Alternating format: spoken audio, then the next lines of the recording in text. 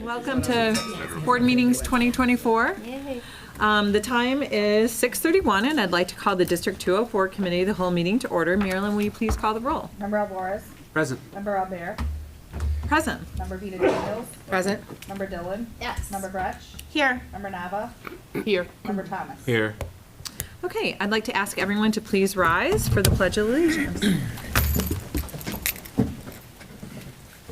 I pledge Allegiance to the flag of the United States of America and to the republic for which it stands, one nation, under God, indivisible, with liberty and justice for all. Okay. With the agreement of the board, Brian and I talked, given the weather situation tonight, and we know that some of our team here have a distance to travel, so we talked about pulling the press policy update discussion 113, press 113 update off of tonight and moving it for a first read to our regular action meeting 2 weeks from now. So if there are no objections, we'll just go ahead and modify the agenda that way. I'm seeing some nods. Okay. Yes, okay, great. Thank you, everyone. Okay, our first item on the agenda then is public participation. Marilyn, do we have anybody signed up? Okay. If there's anybody in the audience that would like to participate in tonight's meeting, you feel free to grab a form outside from Mary Lynn Muscolino, and you can fill the form out, and there'll be another opportunity at the end of our meeting before we adjourn. Okay, then moving right on, we're going to go right to the strategic plan. And for that, I'm going to send it over to you, Dr. Brian Waterman. Yeah, and actually, I'm not going to talk too long on this. Just really set the context. This is our fourth strategic plan goal update of the year. The board members, we did goal 3 in October, goal 1 in November, goal 4 in December. This is goal 2, which is our learning environment, climate, and culture.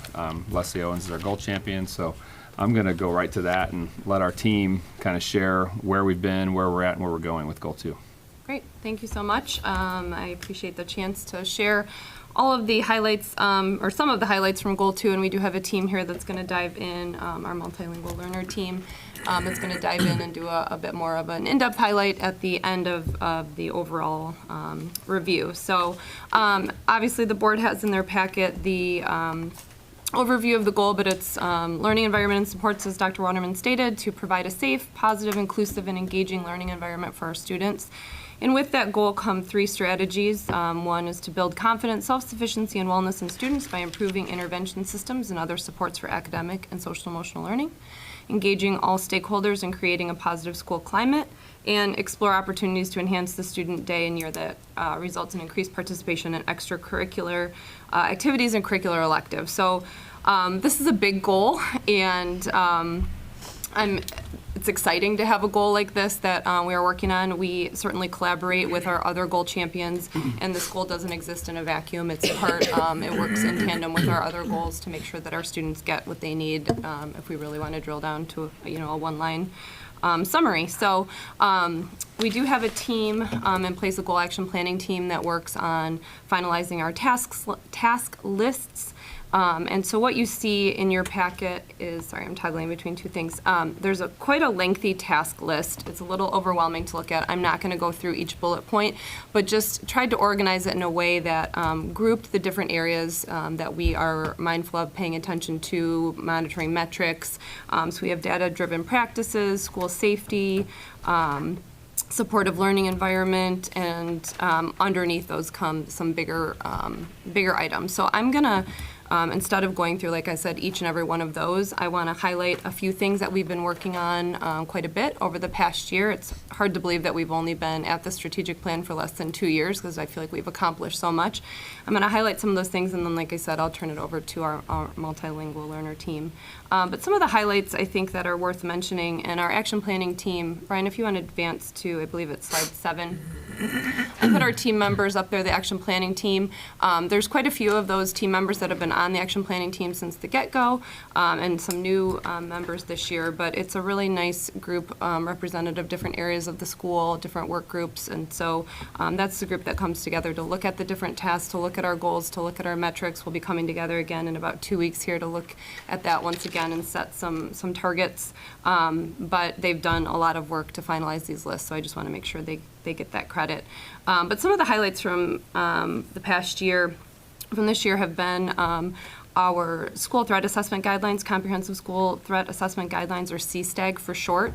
And so we've done some work to get all of our administrators and all of our student services personnel trained with the CSTAG method. And that was developed by Dr. Dewey Cornell out of the University of Virginia in conjunction with federal law enforcement. And it's just a really consistent protocol to apply whenever there's even the whisper of a threat. And the term threat is used really broadly in this sense, where it could be a student, makes a what we would consider sort of a minor threatening comment to another student, or states something, writes something. It's a way for us to process through that as a team and with a really consistent approach that leads to us determining whether it's a substantive threat or not, and how we can then support that student. So it was really important for our whole team to be trained, for us to have a consistent approach, language, vocabulary, all of that. And in September, we were able to go through a full day training with one of the trainers who's certified. So it's been a really good thing for our team to be on the same page. And then our next steps with that would include having a few of our staff become certified trainers so that they could train new staff that come into our student services department, new administrators, and we've even talked about ways that we could use that to articulate with our associate schools in terms of supporting processes of students who just may be in need and may have demonstrated some behaviors in the past in ways that we're then able to support students from the minute they walk through our doors. So that was a big highlight and a big undertaking, and it was really appreciative that our team was open to doing that. Next, we have, last year, we did a full review and revision of our student handbook that was finalized in June of 2023. And so since that time, we've brought the handbook kind of into my office so that we're able to track changes and make updates more consistently. And so each section we're kind of reviewing throughout the school year, making sure that updates are made.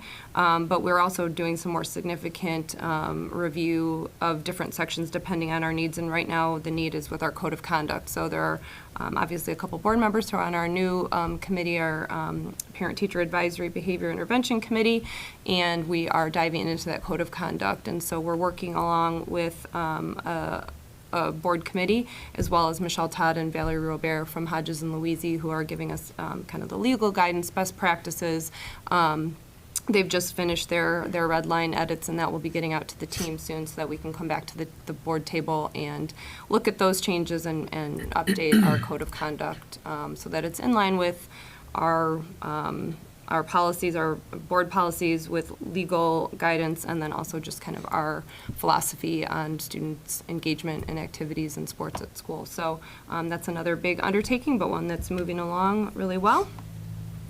I just wanted to give a quick update on co-teaching. As you know, we are in year 2 of our of implementing co-teaching here at LT. So we have full freshman and sophomore courses covered in terms of co-teaching sections. That's for our special education students. And we will be adding in for next year geometry, chemistry, English 3, and U.S. history. So we're moving into that junior year. It'll be the first time that North Campus has some co-taught sections, and then we'll round that out in the following year with the final graduation requirements. But it continues to go really well. We have worked with Dr. Tammy Barron, and she has been providing a lot of professional development. She's renowned nationwide in terms of her co-teaching expertise. She's been in the district, I think now 5 times, working with our teachers directly, providing training both in summer workshop format and also in doing observations within classrooms and then providing direct feedback to the co-teaching pairs, which has been really powerful for them to have that one-on-one time with her. We continue to meet with our teachers. Obviously, our division chairs meet with the teachers to provide more support, and it is also thanks to the support that our administration has given to the teachers in terms of keeping common planning periods open for the teaching pairs, that again, it's going well. It's really difficult to co-teach well. It's not an easy thing to do, and our teachers have really dug in and have worked really hard to do it well, and so it's really a point of pride for me that it's going the way it's going, and we're excited to see it continue. One quick mention, because I know it came up at this review last year, which is furniture for our co-teaching classrooms. We were supported last year in getting some classrooms outfitted with really mobile furniture, and that has made all the difference. Even Dr. Barron was like, oh my gosh, this is a totally different experience when everybody can move around. And so it was really cool to see that this year, but the teachers and myself and everyone involved are very thankful to the board for supporting that. It's just been a really wonderful initiative for us. Next up, school day research. This is just a little bit of an update. We haven't quite started yet, but we have a committee meeting coming up in January, and the committee will include 33 members that represent all of our divisions in our administration. And the overall goal of this committee is going to be to really dive into the research and the different models that are out there for school day.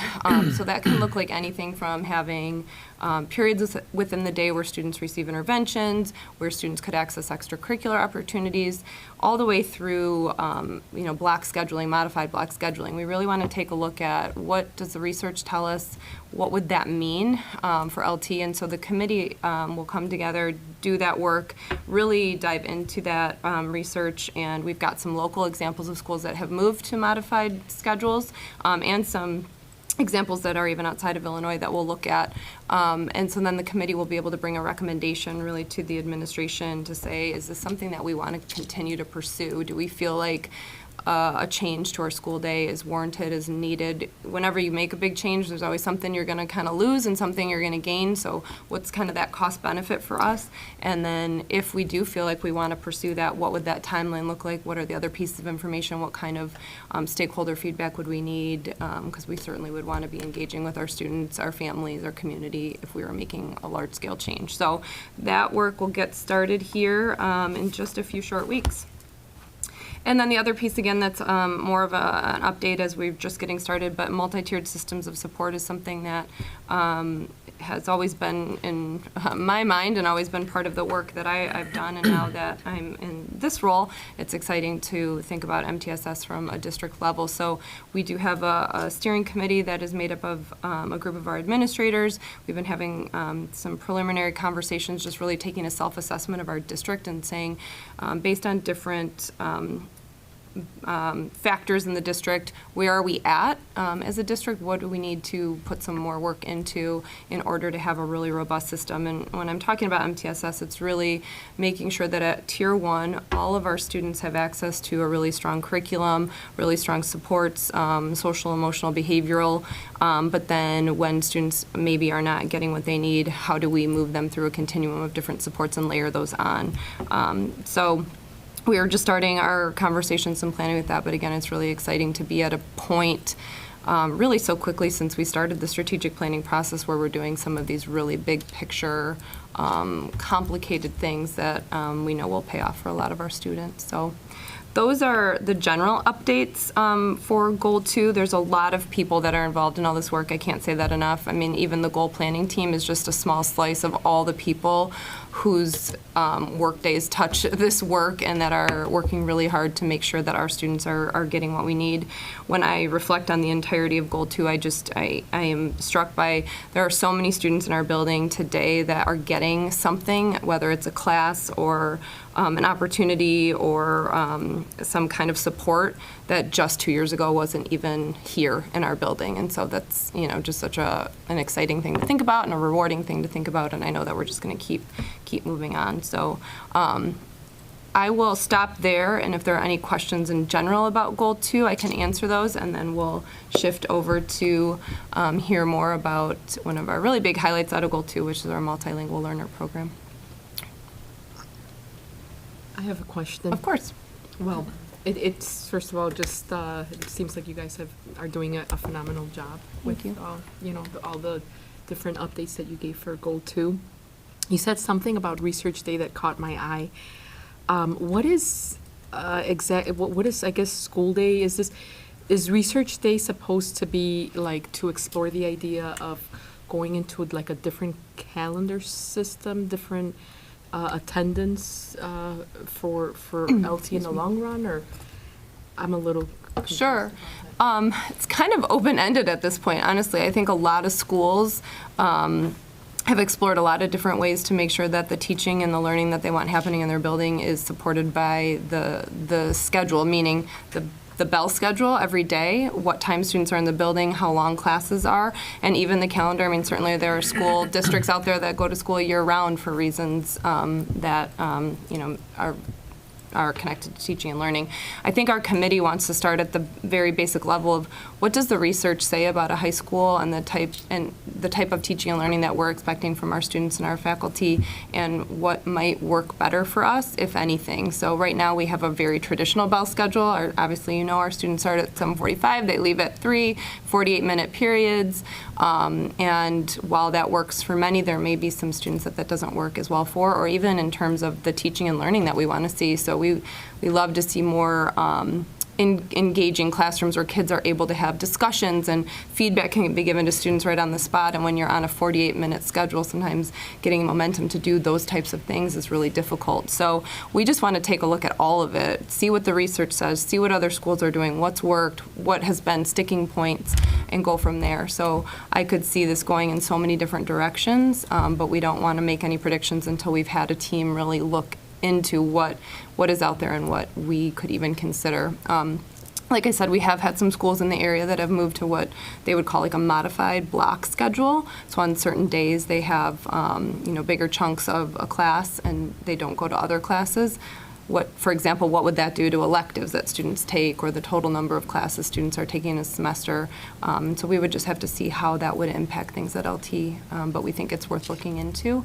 It's also something that out of the pandemic, when we were on a little bit of a different bell schedule, a lot of people kind of made us take a step back and think like, oh, there are different ways to do this other than that 7:45 to 3, 8-period day, and so we just want to get more information on that to make a really informed decision. Okay, and you said that also includes even exploring the calendar year, like with students being in school different timeframes, like other than the traditional break in the summer and the 2-week winter program, winter break. Sure. I don't know that would be in the scope of this review. I think that's a really complicated or more complex issue just because our district is also tied then to all the districts around us and even like things like IHSA, sports, athletics. So I think that would be a bigger bite for us to take. Right. Just for yes. historical context too, it's been Yeah. 9 years since we really researched our school day and made changes to it. So 2015-16 was the last year that LT made a significant change to our bell schedule. So aside from everything else that's happened in the last 9 years, it's a good time to really look at the research, as Leslie talked about, and see, is our current model working for what we want it to work for? I just wanted to make sure I didn't misunderstand anything. No, I absolutely. thought at some point I heard that, I was like, wow, that sounds kind of extreme. But you just clarified, you guys are not even, you're not We're going like there. step one, Yeah, yes. yeah, no, you're not going there. You're just looking, And we'll bring updates certainly to the board on this, and if we get to a point where we wanted to make changes, that would be something we were having a ton of conversation, and like I said, we would be, if we got to the point where we do want to make a change and we had some changes in mind, we'd be engaging with many different groups to get feedback on those changes, and because what we know that what happens here affects families a lot further than just our front door, so making sure that it would be in the best interest of the most amount of people. Okay, thank you for clarifying. Of course. Also, Thank you, Brian. to that point, so we would not be looking at having any parent involvement in the committee because it just says administrators and teachers. At this point, we just want to look at the research and see kind of what the research tells us about what works best in high school settings or in school settings, just simply to get to the point of, is this something that we want to now form other committees that would include community input, parent input, student input. It's a lot of work, and we're not afraid of that, but we certainly don't want to drag multiple committees through a arduous process if we are at that point deciding, you know what, we are going to keep our schedule as is. We just want to get that first foot in the door of looking at the research and looking at other things that are out there to see if that's something that we think would even work for us. But I agree wholeheartedly that if we get to the point where we're thinking that a change is likely or that we would be interested in a change, we'd be pulling in as many people as we could to inform that. That could involve like LTCAC. We would use that group pretty significantly. Again, if we get further down the road on this, having parents involved would be I would important. see surveys, focus groups. I mean, it would be a full-scale approach. Right, and I think we also should just take lessons learned from the grading, where we sat with grading and how that was implemented and rolled out. And you did extensive research there, but the implementation during the pandemic maybe was not the best time. But looking at what else we could have learned to take after we went through the grading scenario, how we can further get feedback so that we can maybe get to a point where it's not so, depending on whatever the findings are, controversial and combustible. Yeah, I think that's a point well taken. That's probably the biggest large-scale change we've done in a while, and that going back to looking at how we did that would be well worth our time before we start here, so I appreciate that. Any other questions? I just wanted to comment, Dr. Owens, that I really appreciate this comprehensive list, and I've gone through, and there's lots of really exciting things that are listed here. I appreciate that work. And I think, as we've echoed before from the board, and I know this is just an update at this point, but again, if there's at any point something that needs to be, that you have a request or something that needs to help to fit and make these initiatives happen, that you come to the board and make sure that you ask us, because the student support is really critical to the livelihood of our students in this community. So thank you for that work, but I just want to make sure that you're aware. We appreciate that so much. Thank you. We really appreciate it, and the support that we've gotten thus far is making a huge difference in what we're able to offer our students, so it's much appreciated. Which is a perfect segue to a group of people that we have with us today on behalf of our multilingual department and our multilingual learners. So I'm going to turn things over to Karen Reno, who is our division chair for our language arts division, and Julie Jacobo, who's our bilingual coordinator. And then we will introduce the other folks that are here with us as well. Thanks. It's great to see everyone, some familiar faces and some newer faces. I really appreciate the time just to be able to share information about our multilingual learners. It's been about 3-4 years since Leslie and I were able to present before, so I'm very excited about all the changes that have taken place since then, and I would like to thank the board for your support with all of our endeavors as well. Without you, Julie Jacobo would not be here, and she is absolutely amazing. I can't tell you how much I value her work, her advocacy for kids. She's really had a needed addition, and I am so thankful for her, so thank you for that. And I'm really proud of the entire team. We've grown quite a bit in the last 2 years. We have a small representation of the teachers that are involved with all of our multilingual learners, and I'll introduce them in just a moment, but we're just very excited to share with you some of the updates, and would welcome any questions you have about where we are, where we're going, so Julie. So I'm very delighted to be here with you guys tonight. As I was introduced, I'm Julie Jacobo, and one of the things that I'd like everyone to turn around and look at is the screen. We are debuting our new multilingual logo that was created by a student in our multilingual program and department. And today, this last semester is when we decided to change our name from English learners to multilingual Department of Programming, because as we know, our students bring a wealth of backgrounds into our classrooms, and their experiences are valued and we recognize them. We want to continue to do so because their experiences are not only in the classroom but outside, and that's what we see as the whole individual. So moving forward, we will be the multilingual learner department. And then on our next slide, I'd like to introduce you to Olivia Burrell, who is our student as a freshman here at LT. She arrived from Haiti this past summer, and she was a local artist in Haiti before she arrived here. She had multiple art exhibits where she earned her support, financial support for her and her family through these exhibits before they came here. But she also was a native Creole speaker and a French speaker, so true multilingual learner, because now she is an emerging English speaker and Spanish speaker due to the environment that she finds herself in, and has high interest in continuing the pursuit of those multiple languages. When we decided to rename our department, we asked all of our students in our programs if anyone was interested in designing our logo. And Olivia's name kept coming up amongst all of the teachers because they had seen some of her art prior to this endeavor. And so we asked Olivia if she was interested, and a few days before the winter break, she submitted her first design, which was very similar to this, and then wanted feedback from all of us, which there was only one small change to her logo, but she decided to give us the description of everything that's within the art piece that you see here. So I'm going to go over just a little bit. I know it's really small on the screen, but when you see the text bubbles, that was her description of the different languages that are representative in our program. The characters that you see in the back are the individuals in our LT community. The bottom, you'll see there's monuments, and that was her cultural representation of everyone that is within our program. The lion head is who we are, LT. And then the globe at the top represents where everyone is from. But then the bottom has a little tiny suitcase, and I think that was the most impactful, where she writes that it's just a reminder of how far everyone has traveled and how and where they're going.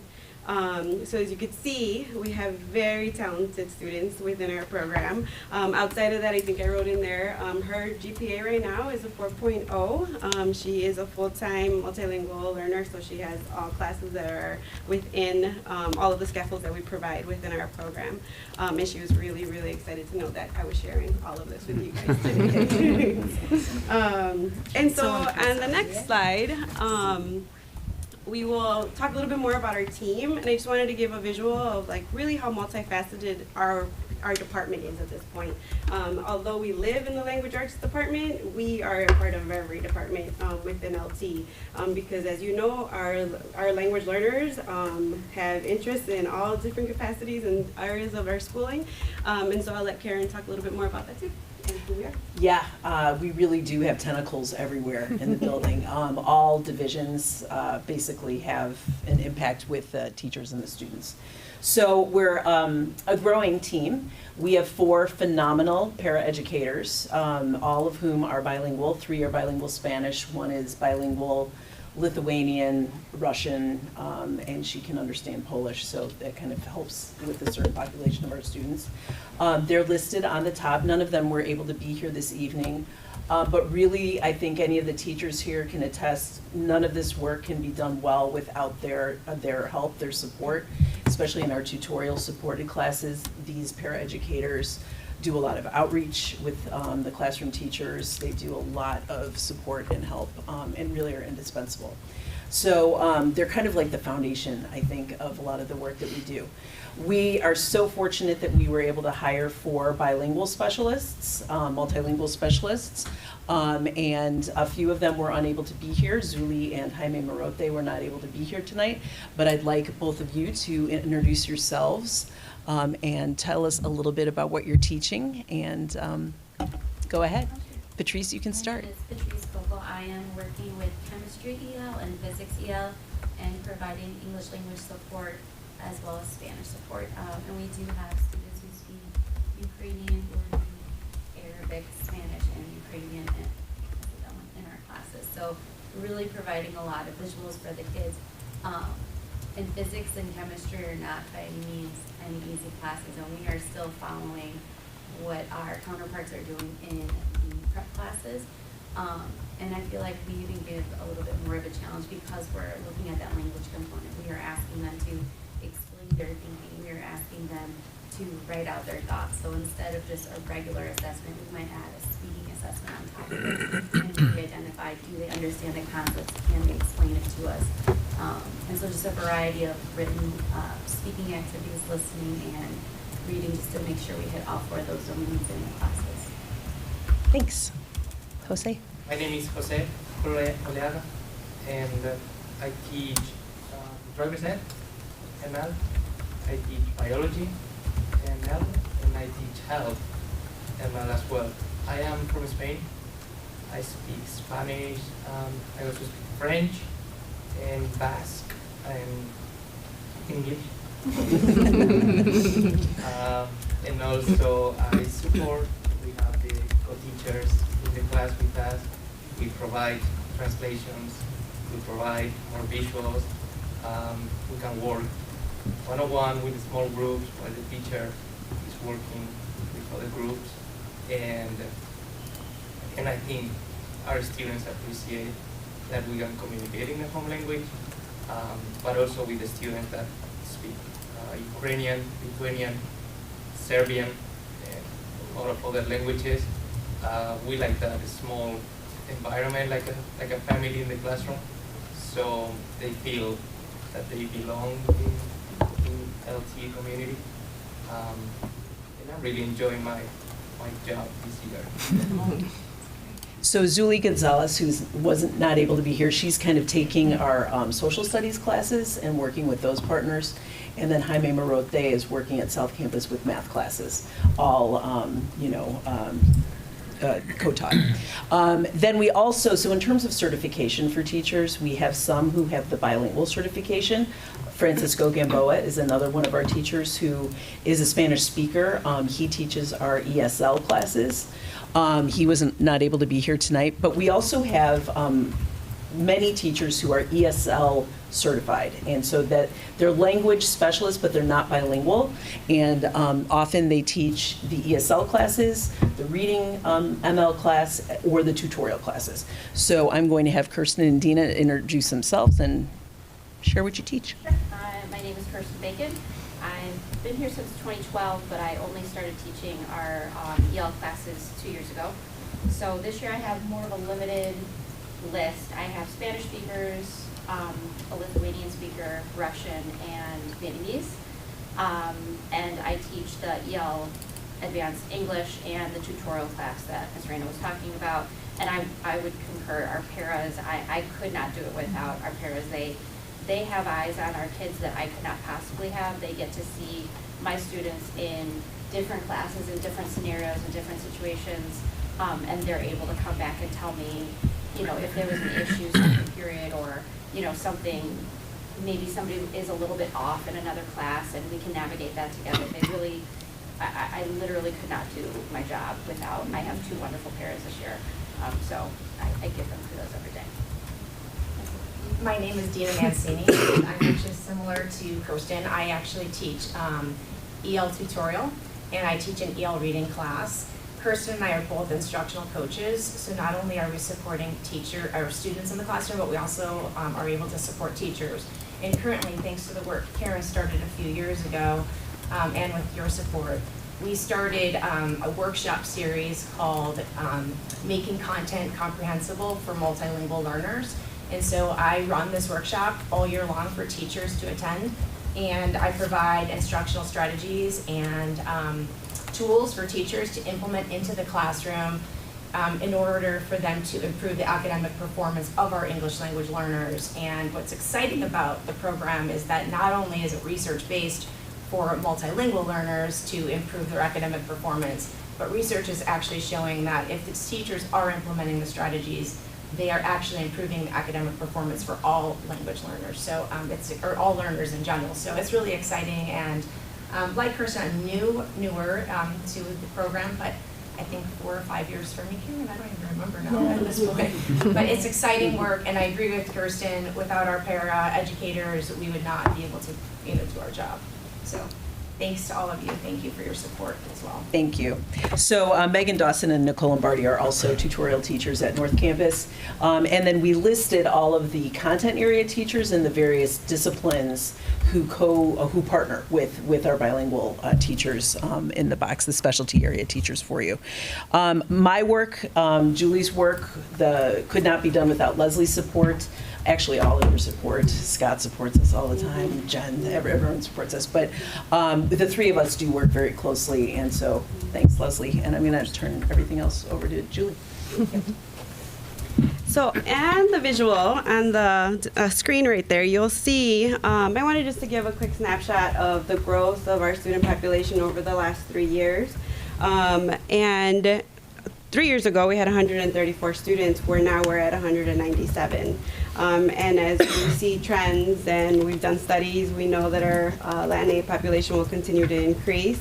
And as we see some of the crises going on within our city, we have an expectation that that might also increase. And outside of that, we've had Ukrainian students coming into our buildings, and we were able to support. So we feel prepared for whoever will come to our community and our family. But just wanted to let you know where we are right now. On our ISB report card, we are now up to a 4.2% of multilingual learners, and we continue to see that that's going to evolve. Right now, I think our numbers, knowing of the students that are coming to us next year, it'll be a slight increase. We may stay where we are right now, but we think that we'll have at least a 5% increase by next year. To the representation of languages, as a lot of my colleagues just spoke about, we have a total of 20 languages within the multilingual program. 82% of the languages spoken is Spanish. The second most spoken language is Arabic, and then we would drop down to Serbian, Lithuanian, and Tagalog for the top 4. And then it just varies. We have 1 student represented for the rest of the spoken languages within our department. When we talk about that, we now have grown exponentially. And so on the next slide, you'll see that now we have a multitude of course offerings for our students. So last school year, we had 9 to offer. This school year, we jumped to 16. And next year we will be at 22. And all these classes live within math, science, social studies, PE. This semester we started driver's ed, which Mr. Oliaga is teaching. And these all have the scaffolds in place that provide language acquisition. And it doesn't matter which language it is. We have those visuals, the comprehensible input that was spoken about earlier too, so that students are able to access any of the content and specialty area with the least amount of barriers. But we, as you can see, have grown exponentially. But one of the ones that I wanted to talk about specifically was next year we will have forensic science. So outside of like the core classes, I think that's the direction we'd like to continue to go in, is that we're offering different electives for students so that then they aren't necessarily just pigeonholed to our core requirements, but have more choice in their course offerings. One of the things that ISB requires of us to have in place is that because we do have a population of over 20 students who speak the same language, that we have a full-time bilingual transitional program in place where students are able to learn in their first language as well as develop English. We are fortunate because we get to offer both. Because we have now designed our program where our students are within the classroom, whether they speak Spanish or another language, we are actually providing more services than the minimum requirement that ISB is asking us to do so. So within the classroom, what you'll see is that our design really is what Ms. Mancini spoke about on the next slide.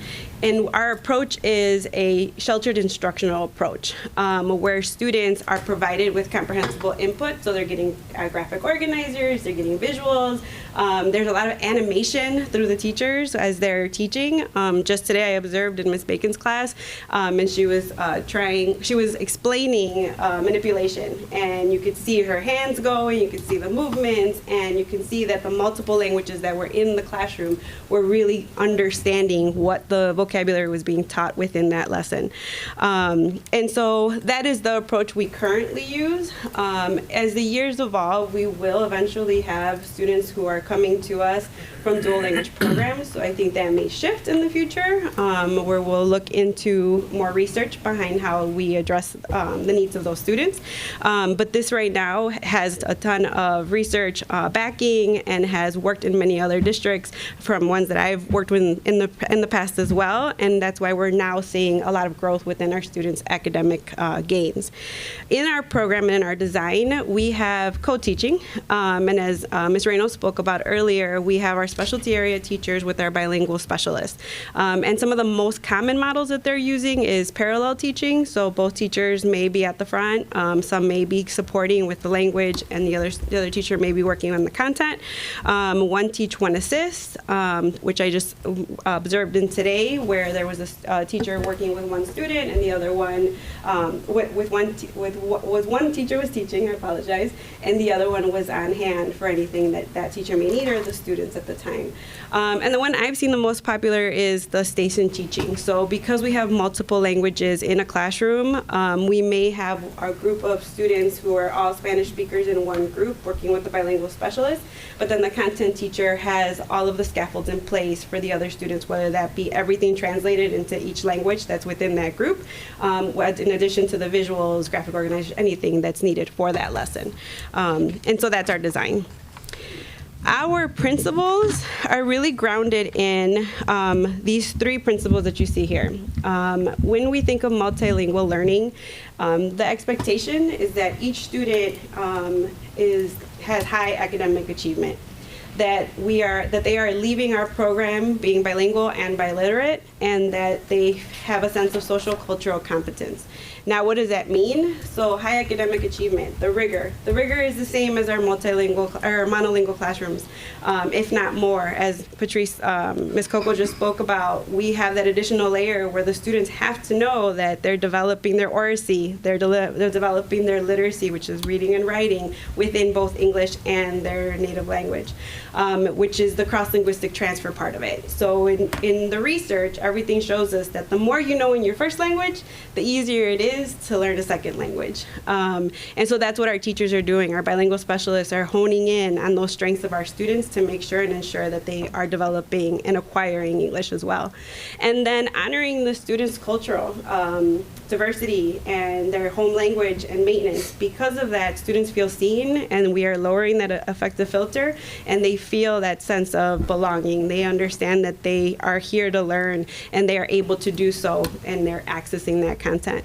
The social cultural competence piece, in the past, it may have just been cultural competence, and the Center for Applied Linguistics did a lot of research behind that, where they decided to go with social cultural competence because they want students to truly understand themselves and their place in the society in which they reside. So outside of learning about multiple cultures and understanding and empathizing with one another, understanding their true identity and their linguistic and cultural diversity.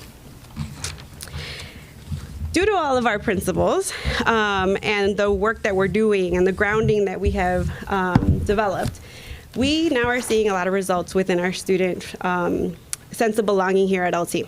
So some of the things that have been developed is that we now have a Latin dance club that is being run by teacher Ms. Coco and Ms. Gonzalez, who is not here. Mr. Oleaga has a Spanish club, and many of our language learners are a part of these clubs, where in the past they may have been hesitant, but really those relationship buildings that those teachers are doing and the awareness that is around it versus before maybe not having someone that they could confide in and really understand what opportunities were there for them has really given them this engagement in our community. The interventions that we right now have in place is that with our student supports department, we have now created a newcomer support group where it's like a tier 2 intervention, where any student who is a true newcomer, so any student who has arrived to the United States within the last 3 years, has a support through our social workers. So right now we've started it at South Campus. We hope to grow it to North Campus next year. Ms. Nunez, our social worker at the South Campus, is right now running it. And at this time, many of those students, I think her group right now is 7, are really going to her for any of the concerns that they have, whether it be they're struggling academically, their home, anything, and she is really empowering them to find solutions and strengthen themselves. And then the other group that we have that is now here at North Campus because our counselors moved over here. We started it last year at South Campus with sophomores, and now it's here with the juniors.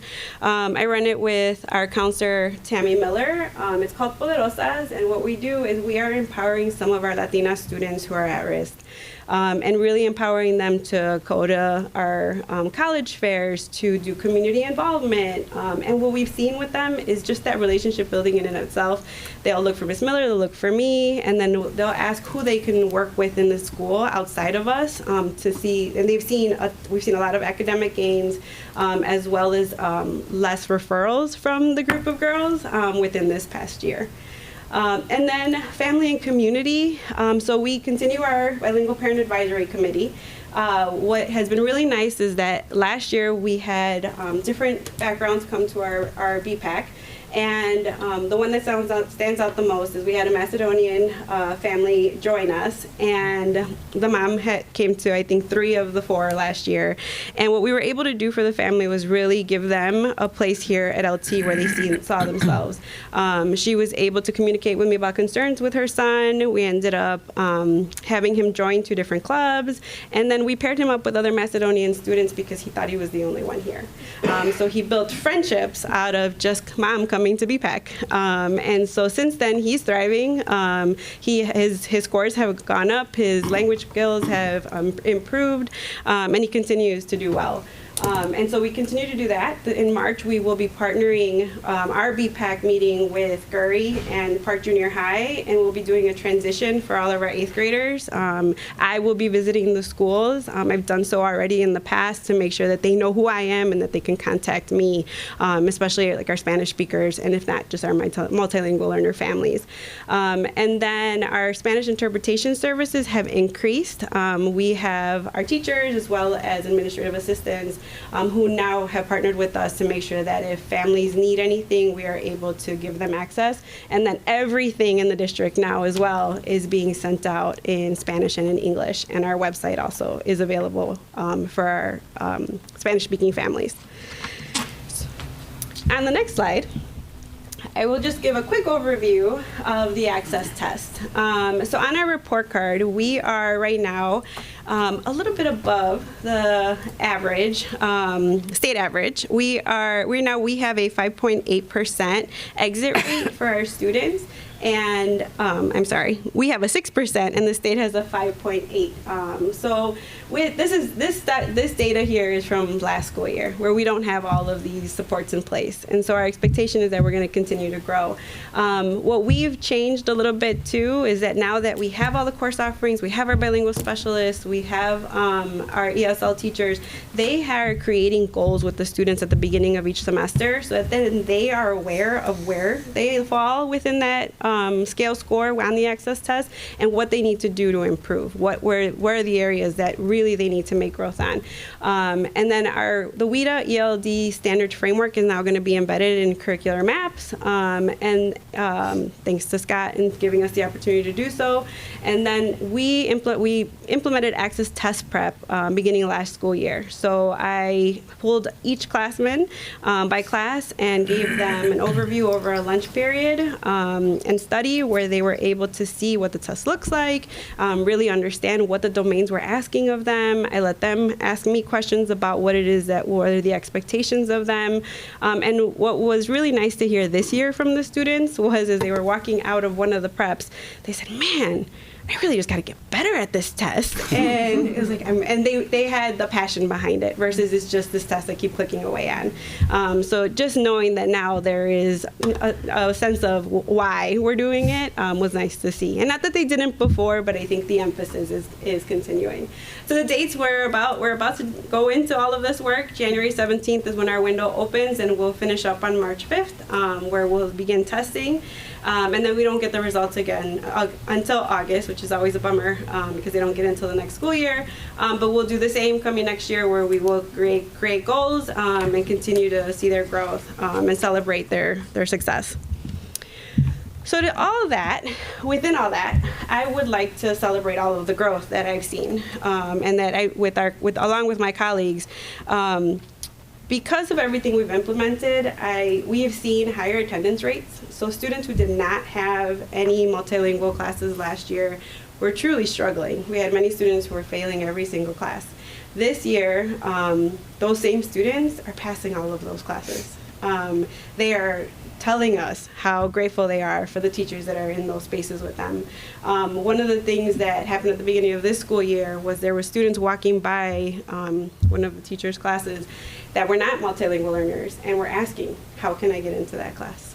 And just knowing that was so impactful and rewarding to know that there's students who see this and feel it. So we are celebrating that every day. So the attendance rates are increasing, GPA is increasing, the participation in class even, because students are able to use their home language, to not feel like they're an outsider because they do so.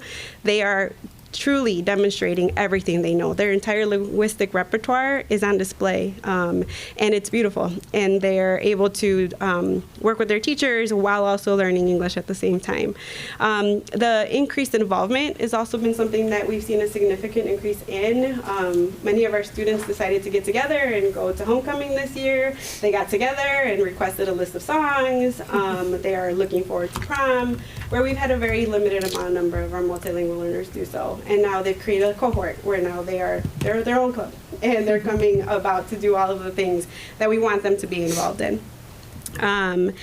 And so that was one of our biggest celebrations this year. The research behind everything that we're doing when it comes to the benefits of multilingualism, cognitively, the research has shown us that students who are multilingual have higher creativity. They are multitaskers because of the language switch, and they also, one of the neat neural benefits is that they have a lower risk of Alzheimer's.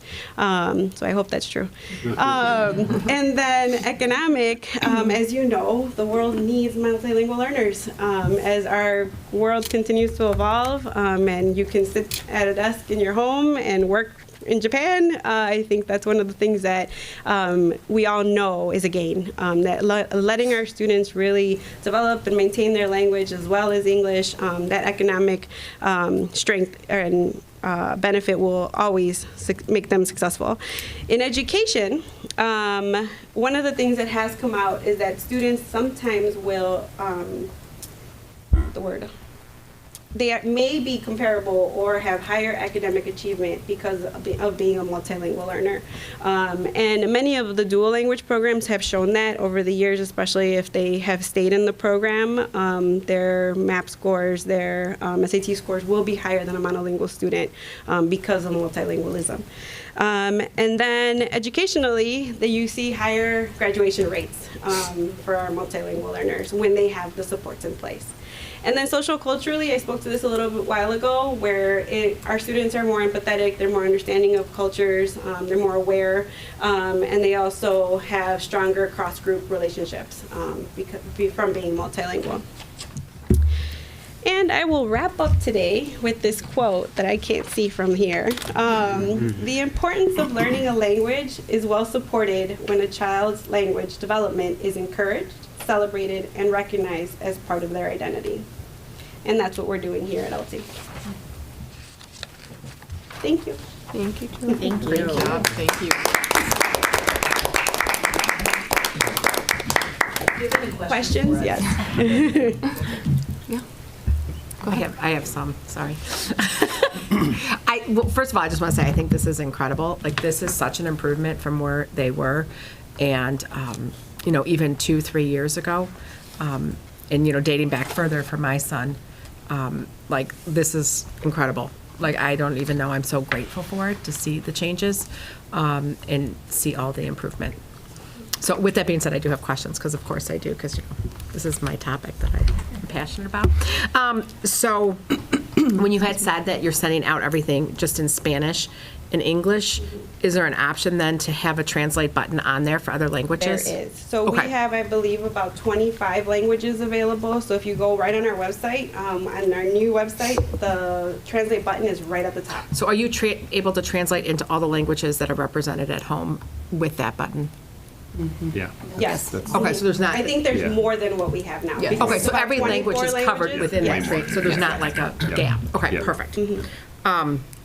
And then when I was looking at page 21 specifically with the growth, which I think is great, do you have, because I like a little data, is there some data that can be something to be tracked with because I think that'd be really key to show with the higher attendance rates, specifically Oh, the when we're higher looking at attendance. absenteeism and that kind of thing, and just, I don't know that you have it, but it would be really, I think, key to have that be maybe something, I don't need it, but just something to look at when we report back again, to see that growth, because when we're looking at different things that we're doing specifically for, I think obviously the higher GPA, if you're not failing a class and you're passing a class, then that's a great thing, and you're showing up. But I think specifically when you look at the absenteeism rate, I think it'd be really key to show how this has improved that as a metric, just Yeah, we can for pull something that. for us to revisit. Look some leading data on that, for Yeah, sure. for Yeah, and and I don't even know that we Sure, need that it now, but maybe next time it's reported, that might be really something key to include in there, because I don't know, to have that comparison. And then when you said that you were putting at-risk students for the Ponderosas, sorry. How are you determining those students? So What is at-risk, I guess, would be the question.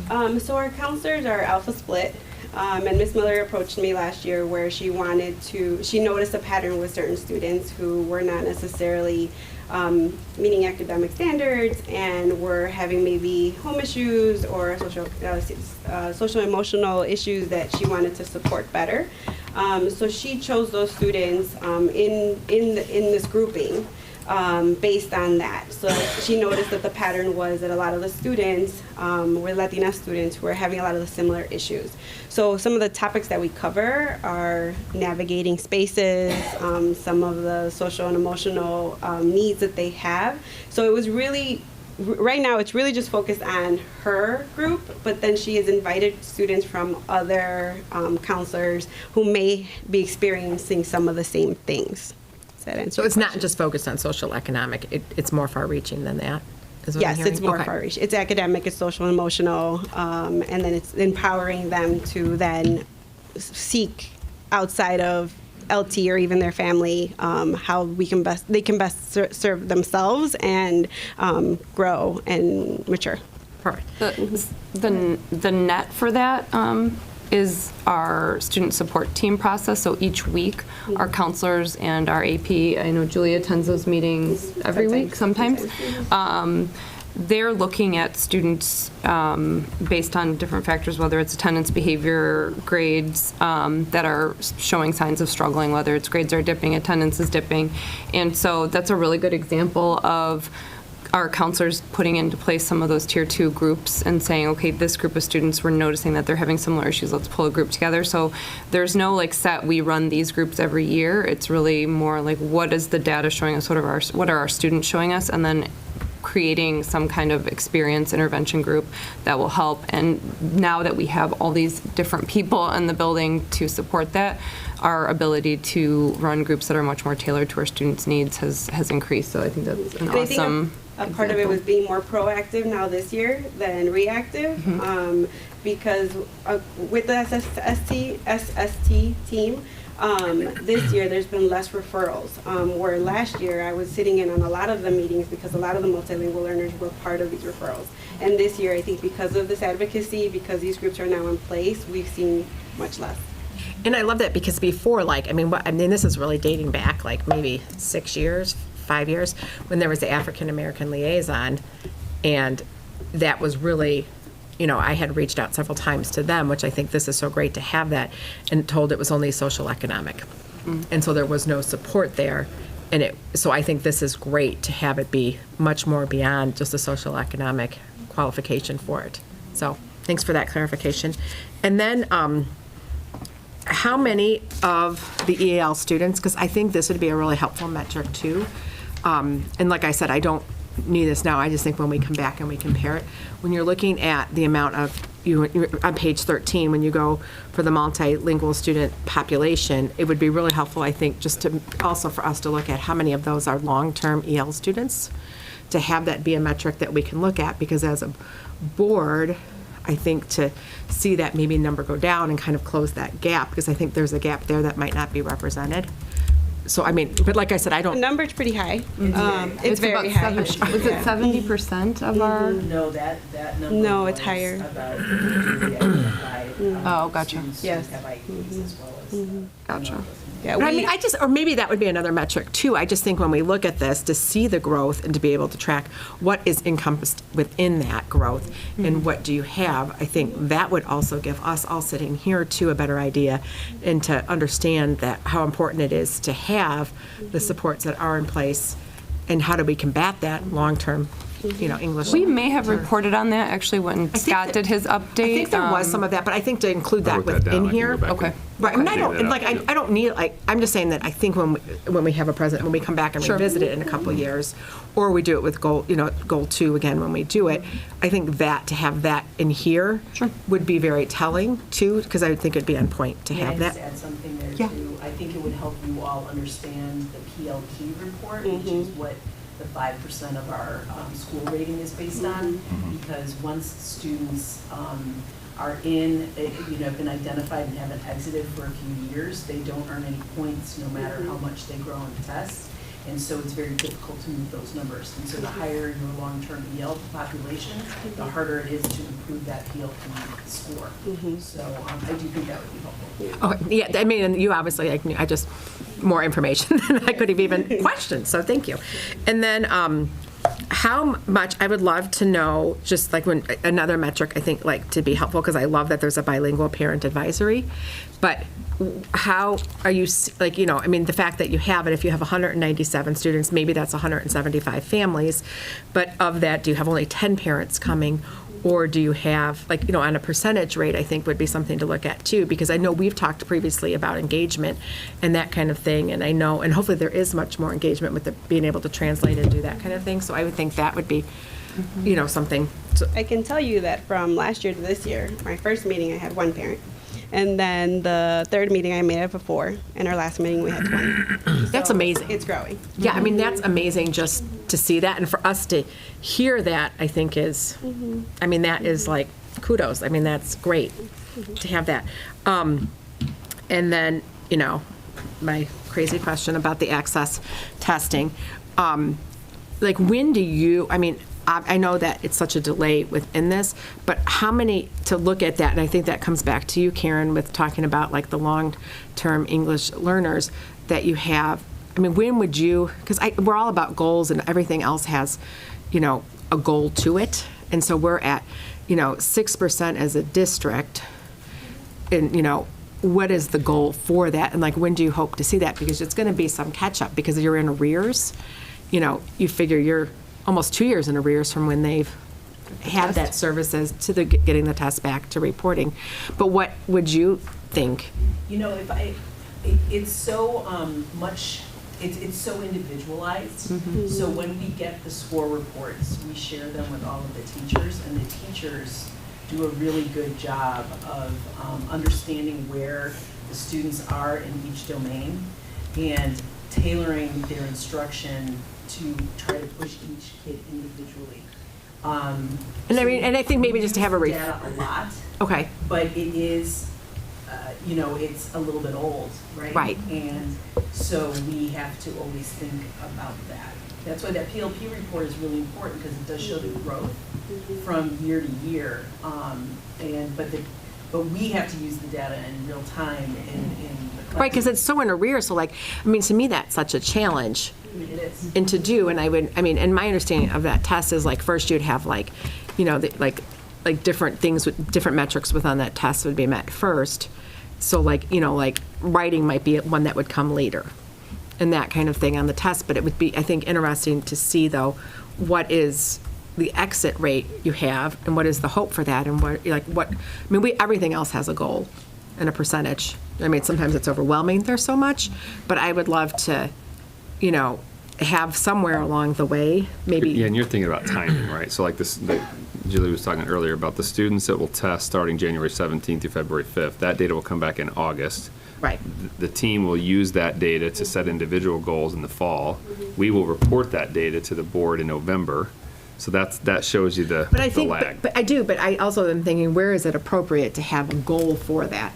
So like if, like we have a goal on everything else, I mean, with. Like a district-wide Like a goal metric. that we want our metric, exit like rate to be yeah. 8% When or. would So that- the 20, so we, like from a strategic planning perspective, we would set the 24-25 target based upon the data that's delivered in August of 24. And we would know if we met that target in August of 25. But do we even have a target to set that has been set? Yeah, Yeah.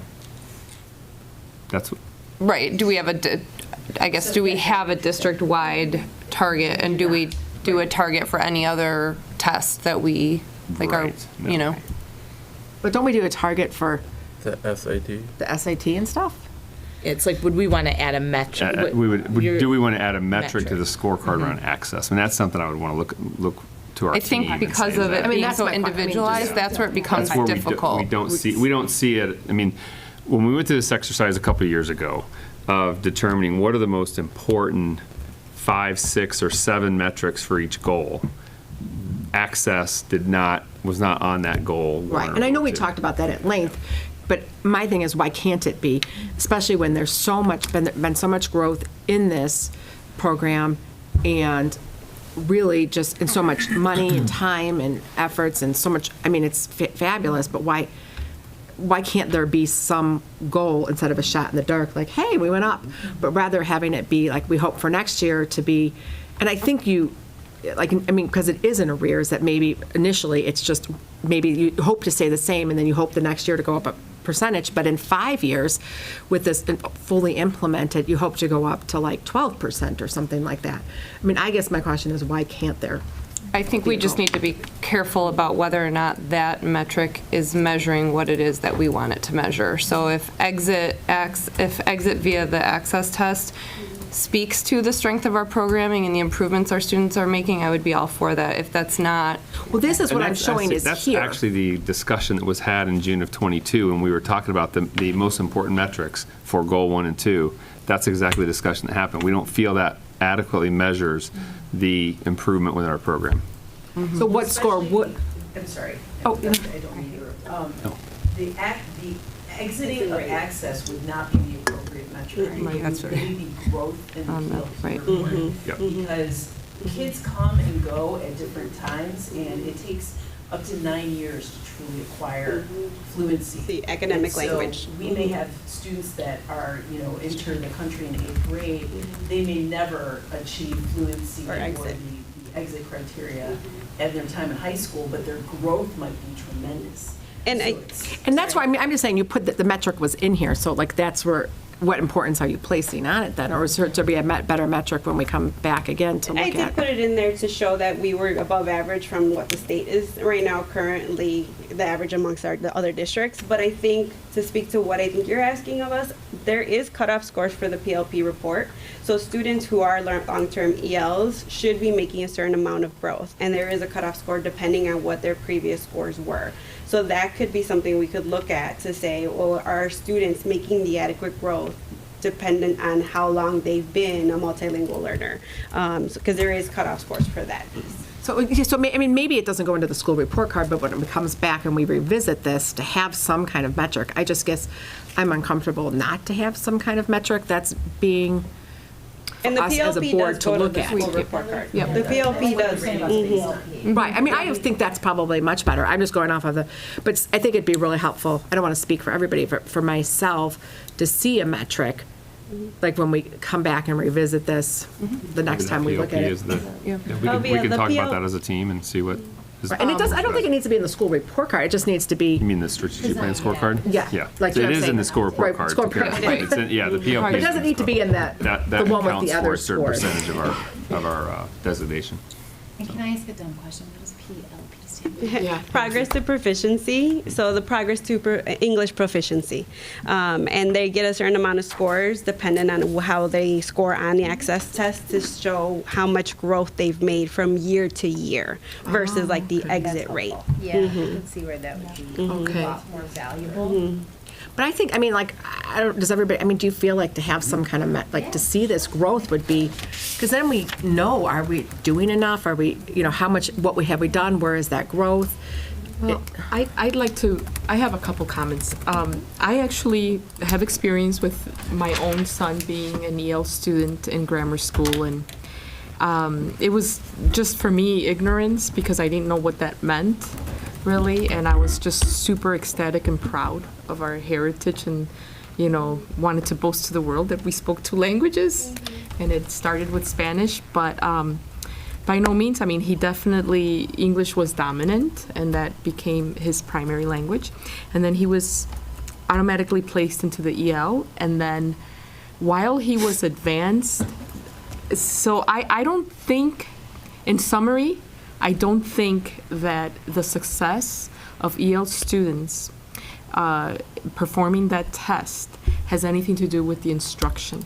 So the multilingual program and the success of it, I don't think is tied at all to the EL access because it's so independent.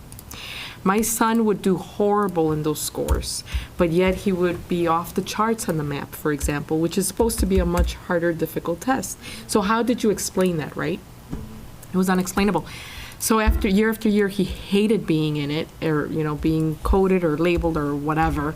So I was like, let's hone in on this, you know, let's see what you need to do to pass this exam. And one year we just decided to really, you know, I got together with the teacher, you know, the support teacher specialist, and he gave me a little coaching. We studied a little bit, just a couple weeks. It wasn't even a lot. That's all it took. You know, so that exam preparation that you're doing, I think is going to be very key. And I think that the numbers, I think that is more tied to the EL. I do think a metric is warranted, but I don't think it should be tied to the multilingual. Because I think the multilingual, there seems to be a lot of beautiful things going on, and I would just hate, you know, and it's so true, it's like the EL exam is just so individual. And I would hate to tie any metric to the multilingual as it pertains to the EL access test and exiting. I think it's really more to do with preparing for that test and nothing to do with, you know, all the education that is going on behind. So that's, you know. You don't think there should be any, what metric do No, you think? I am. I said there. No, but what metric, if it's not access test, what metric? It would be, but I don't want it to be tied to the multilingual. I think if anything is, they just started the preparation. They're honing in on the root cause, and really it's just preparing the students. I think it's more than just preparing. It's making Well, sure that you have that, especially for a child that may not have 2 languages. I mean, I think it's a big component, right? And I mean, it's trial and error at this point. I mean, in general, but I think it's a great start. Is to give these students. Absolutely, but I think there's much. I mean, this is a reflection upon the program. If there can be growth from the access test, Well, I you know, think growth within it. just like any other student, though, we're also measuring growth based on PSAT, SAT, GPA, attendance, But all we of don't those break things. that down. I don't know that that's broken down, that we've seen it to be in an EL component. We do look at the scores disaggregated for our groups, so that is something that we're also measuring and mindful of, because our students. So maybe that's not something we see. So that's good to hear that you're looking at that. For sure. And that data is available even on the school report card. You can drill into different groups, and English learners are one of the groups. But those measures are also very important to us because that reflects, again, overall achievement, but then just looking at how students are doing in their courses and the curriculum, how are they doing in their, each individual course grades, all of those things are really important too, and also speak to progress that our students are making and academic growth that our students are making.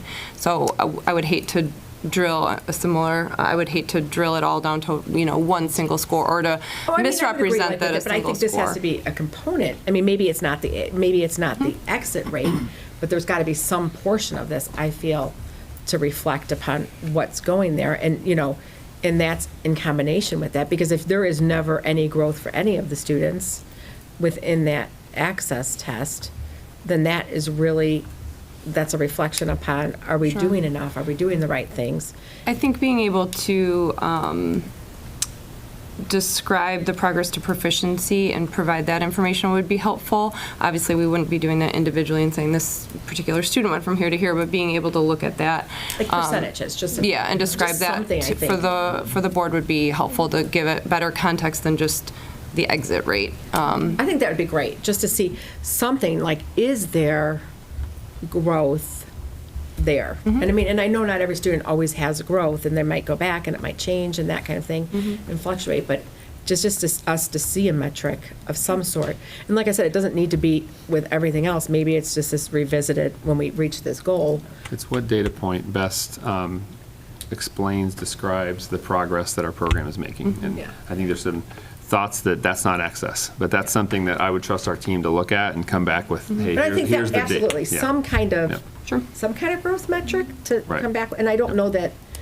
You described so many of them in the presentation. You described students that were failing last year, they're not failing this year. You described students that are coming to more activities and extracurricular activities. You described so many successes, and whereby you might be able to quantify those next year. And it would be great if it's not just one metric, if it's not just the PLP, but there's so much and clearly so many amazing things going on here. Like to see them quantified and to be able to see that grow over time is just another way to celebrate the success of what you're all doing. So, I think that, to your point, look at it and bring us back some quantifications that make sense and help us to celebrate and explore and better understand what you're doing, and also better understand the supports that may be needed to continue to grow that. I would like to clarify, though, I do think the metric for access and exiting, I do think it's important. I think it should be added, and I think there should be a goal. I just didn't think it should be tied to the multilingual program. I honestly think it needs to be tied to the test preparation, because I personally believe that more than anything, that's what it has to do with. And I think that the success factors that everyone's discussing with the PLP, I think that's going to be great. And even more important, the GPA and how they're doing. I mean, those are all the success factors that tell the story of the success of the program. The only reason why I agree and do persist on a metric, and why it's important, is because of how it makes students feel. They do feel labeled when I'm going based off what I've seen a number of students, including my own son, right? Personally speaking to the parents and of the community and students themselves. It's more of how it makes them feel socially, emotionally. So they don't want to they eventually want to graduate from this program. So more than anything, it's for that. And then obviously the better they feel about themselves and exiting a program, they feel accomplished, the more that they're going to be contributing to the success of this program. So I do think it's important. I just didn't want to tie it to the multilingual. That's all.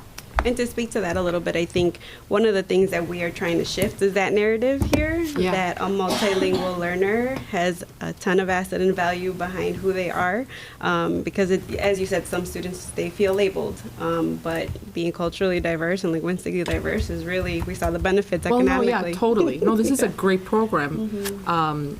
We're just talking almost two different things, part of, because I believe, if I'm not mistaken, not every multilingual student is goes through the access test.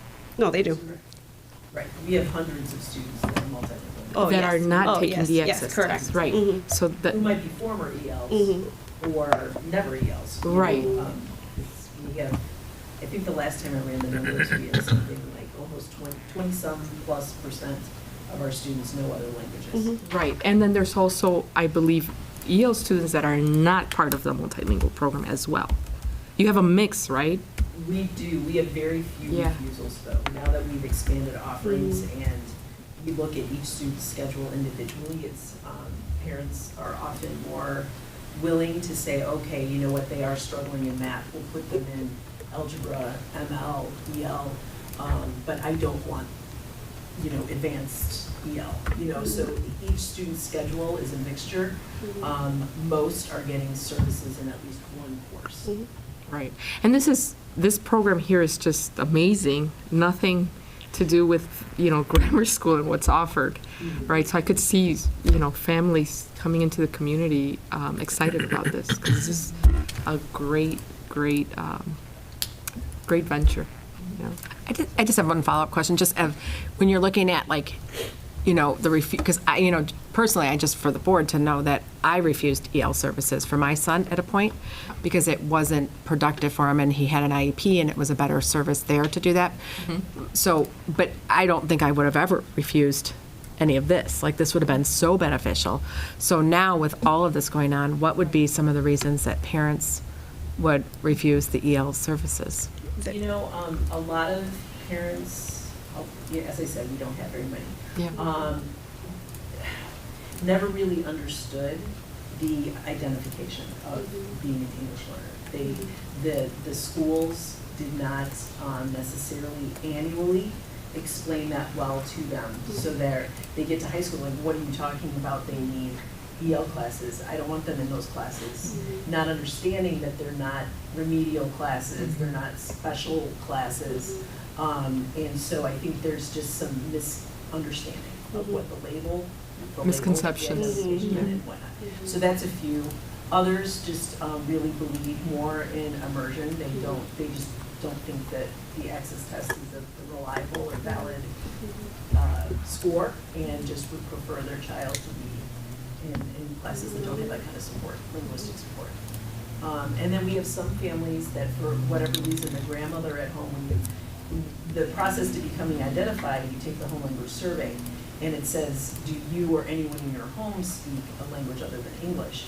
We have some students that do not know another language, but their grandmother speaks another language, and they get coded, and this test is actually really difficult to pass.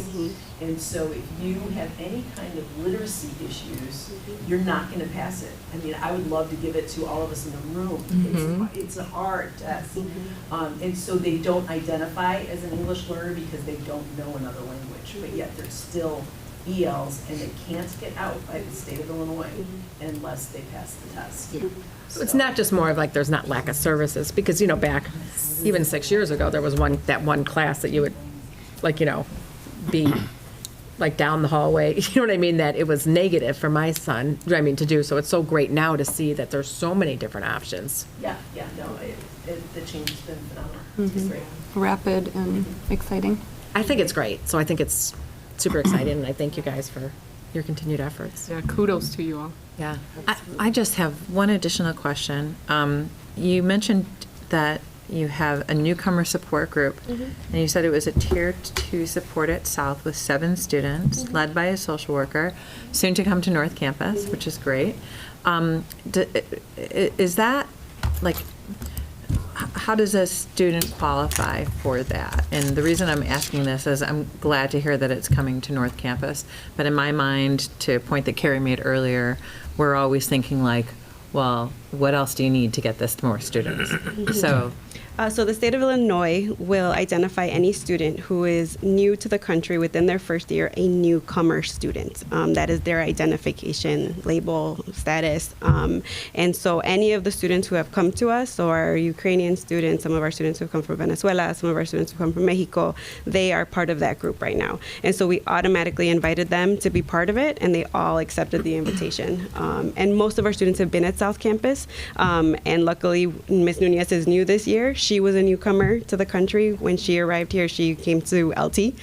So she has a lot of lived experience to be able to work with the students, but also has a ton of training when it comes to trauma-informed specialty groups. And so as we know, it's definitely a trauma for our students to leave and abruptly from their home country when things happen. So that's how we are choosing students to go in. And anyone who comes will continue to be supported. And so those 7 students, like this year, for instance, will matriculate out of that group because next year they're not in year 1? So it's a combination of freshmen and sophomores. Okay. And so the freshmen will continue on with Ms. Nunez. And hopefully whoever picks up the group here at North Campus, because as you know, our counselors move on with their class, will then join the group that would be here at North. Okay, okay. Well, just a reminder, it just seems like whatever is happening from a support and led by social workers, you know, makes me ponder. I don't know if you all feel the same, like, you know, how do we continue that based on need, not based on the, you know, just year 1. And if there are other students that would benefit from social worker services in that way or in a similar way, that, you know, it would be great to know what would be needed. And then I just want to just make one additional comment, and just overall, just huge congratulations looking at everything that you've showed, the growth in the courses that we're offering. It looks like 17 to 22. Did I hear you say to 30 next year?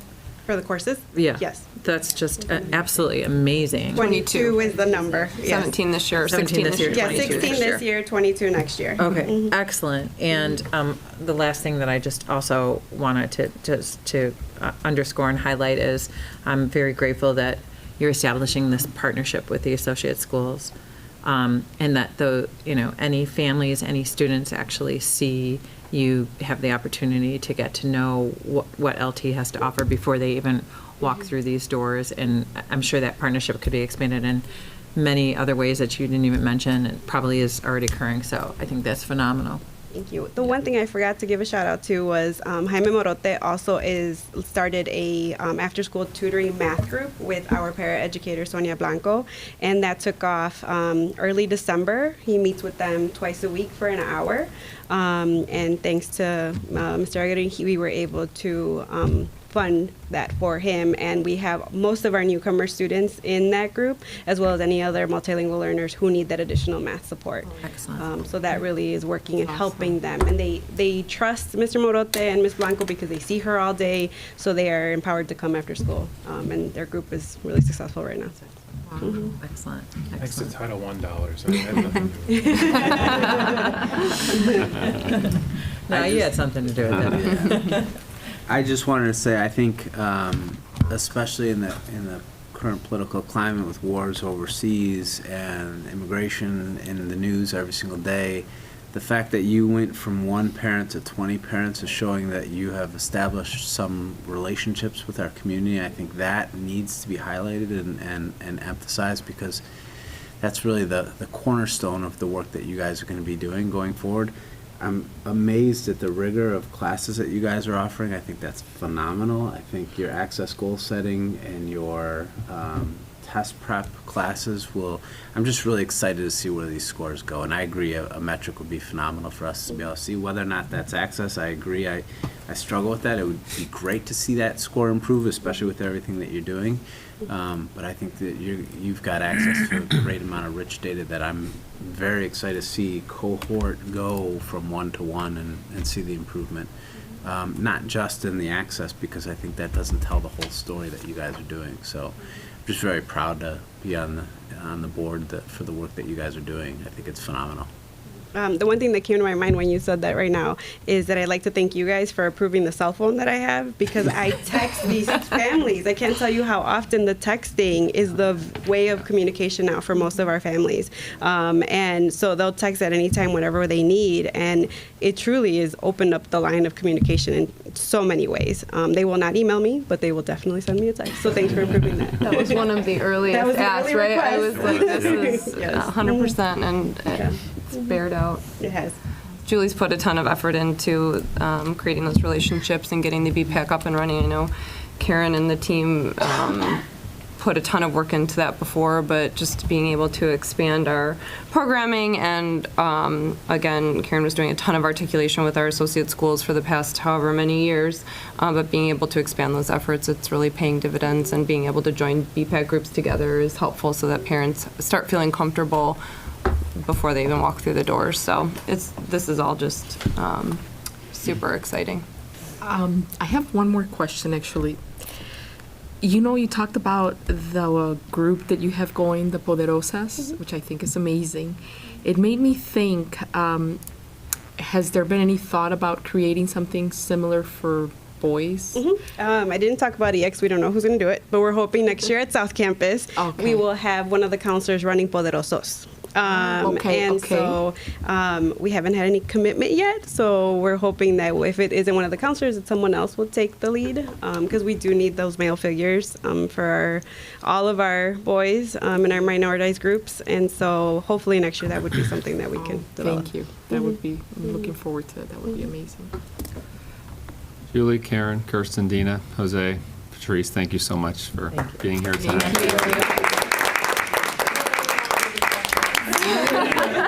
Usually does. Yeah. Thanks for being here, especially on a snowy night. Thank you so much. Thank you so much. Thank you all. It's always famous last words. Yeah, just spend a couple 10 minutes talking about your 10 program. minutes. Yeah. Keep it to 10 slides, 10 minutes. They know better. Right. Thank you guys. All right, Safe travels thank home. you. Have a good night.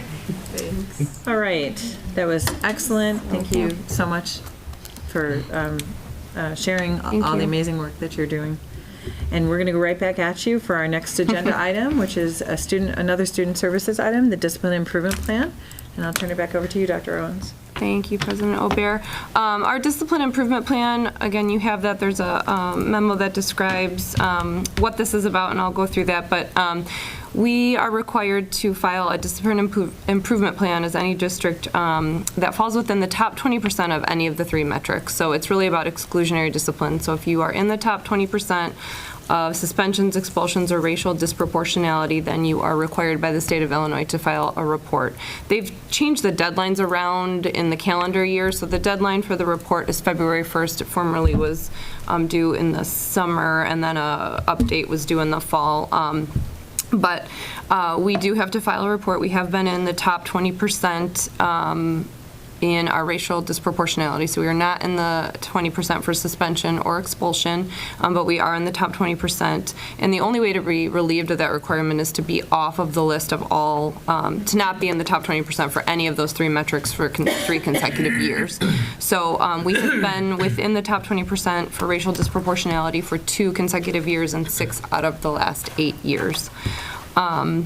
On the second page of the plan, you'll see the data that's provided by ISB. So we take that, they house that data on the website. They guide you when you're doing the planning template to use that data, obviously. So that data on the second page of the plan is taken straight from the ISB information, and I just put in some of the different categories to help kind of provide context there. But then on the third and fourth pages, we've provided more specific breakdown, which I know the board had requested in previous readings of these reports. So kind of more specific in terms of the racial breakdown, and also we've listed for each year the top 3 incidents that have resulted in exclusionary discipline. So for us, that's been really suspension. So that's all that information that you see on pages 3 and 4. So from last year to this year, the racial disproportionality rate increased for us by 0.254%. So while we do not suspend overall students at a high rate, or we don't issue the suspensions overall, the disproportionality of those suspensions that are issued are to our students of color. And so because of that, what the state requires is that we write that improvement plan and look at all the different factors that are maybe impacting these numbers or why we're in that top 20%. So excuse me, I'm going to walk through some of those larger scale changes that we've made to try to address this, and I work in collaboration with Dr. Rowe, Dr. Tyrell, and our building team gets a lot of credit for the work that's going into this. So our assistant principals, our associate principals, Drew Eater for student services, there's a lot of work being done to try to address this. So some of the large scale changes that have been implemented over the past few years, really the last 2 to 3 years, we believe will impact this in the future. It might not make an immediate impact, but we really do. Even the program that was just described, you can see how those types of programs and having students just in general be able to see themselves here at LT, know where to go for support, are going to help our students, we think, with discipline in general. That's one example. But on pages 7, 8, and 9, we really go into more of the specifics about what we've put in place. So large scale, we've added, as we've talked about, Director of Equity and Belonging, Director of Student Services. We've added counselors to be at 4 per grade level, social workers. We have 8 total social workers at this time. We've added additional LADSI school psychologists and school nurses. We've added the addition of co-teaching for our special education students, as well as our multilingual programming and a bilingual coordinator.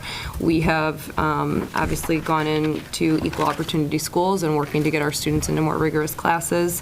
We have a partnership with West 40 that includes our Tapestry program. So we have 3 student advocates that have caseloads of 30 students each that work with students who are at risk, meaning they are showing signs of school failure, attendance issues, discipline issues. And so it's really kind of a wraparound support where those Tapestry advocates are working with students and their families. We've increased our credit recovery opportunities and our truancy support in general. So those are some of the big scale things. Implicit bias training is something that the state guides us to do as part of our plan. And I know that Dr. Rowe just finished up yesterday with how many sessions of implicit bias training? We have now, all of our certified staff have been provided with implicit bias training, all of our paraeducators. We're working on one last group of our administrative assistants to go through that same training. That's different from the implicit bias training that our interview committees go through. Obviously similar concepts, but the interview committees are going through a very specific implicit bias training prior to interviews, specific to the interview process. This implicit bias training is more global for education, so we think that's a really important piece. And then professional learning on restorative practices has begun with our building leadership team and student services. So those are some of the big things that we think will have impact. The other thing that our building team is working on in collaboration with myself and Dr. Rowe, we've been meeting. Dr. Rowe and I attend building meetings more frequently now, and we are really working on planning for an intervention room. So having an opportunity for students who may be dealing with some difficult situations, some discipline situations, to stay here at school rather than any kind of exclusionary discipline, to be able to get support. Jen and her team have done a lot of work as far as researching what that looks like, going out for site visits, gathering as much information as they possibly can to figure out how we can address students' needs, have them participate in restorative practices within the intervention room, get support for some of the things that are occurring, and again, still having access to instruction and education in lieu of exclusionary discipline. So that is set, that is in motion to be in place for next school year. So obviously we don't have that yet, but we do see that as supporting our efforts in terms of keeping our exclusionary discipline low overall, and certainly adjusting this racial disproportionality. You'll see that in the top incidents resulting in exclusionary discipline, that drug offenses occurs in every year, and that it peaked in 2018-19. There's been variability within the racial groups in terms of who had the most over the course of those years, but we continue to work with Rosecrans, and we added some additional resources with Third Millennium this year that we're really looking at those drug offenses in terms of how do we support students and get them and their family support for any drug use or substance use, substance abuse, rather than exclusionary discipline and consequence. Again, taking that supportive stance on that and keeping kids in school rather than suspending out. So that's another thing that we think, again, just looking at what keeps occurring frequently. Drug offenses occur frequently. That's something that contributes to exclusionary discipline overall and the disproportionality. So that is the summary.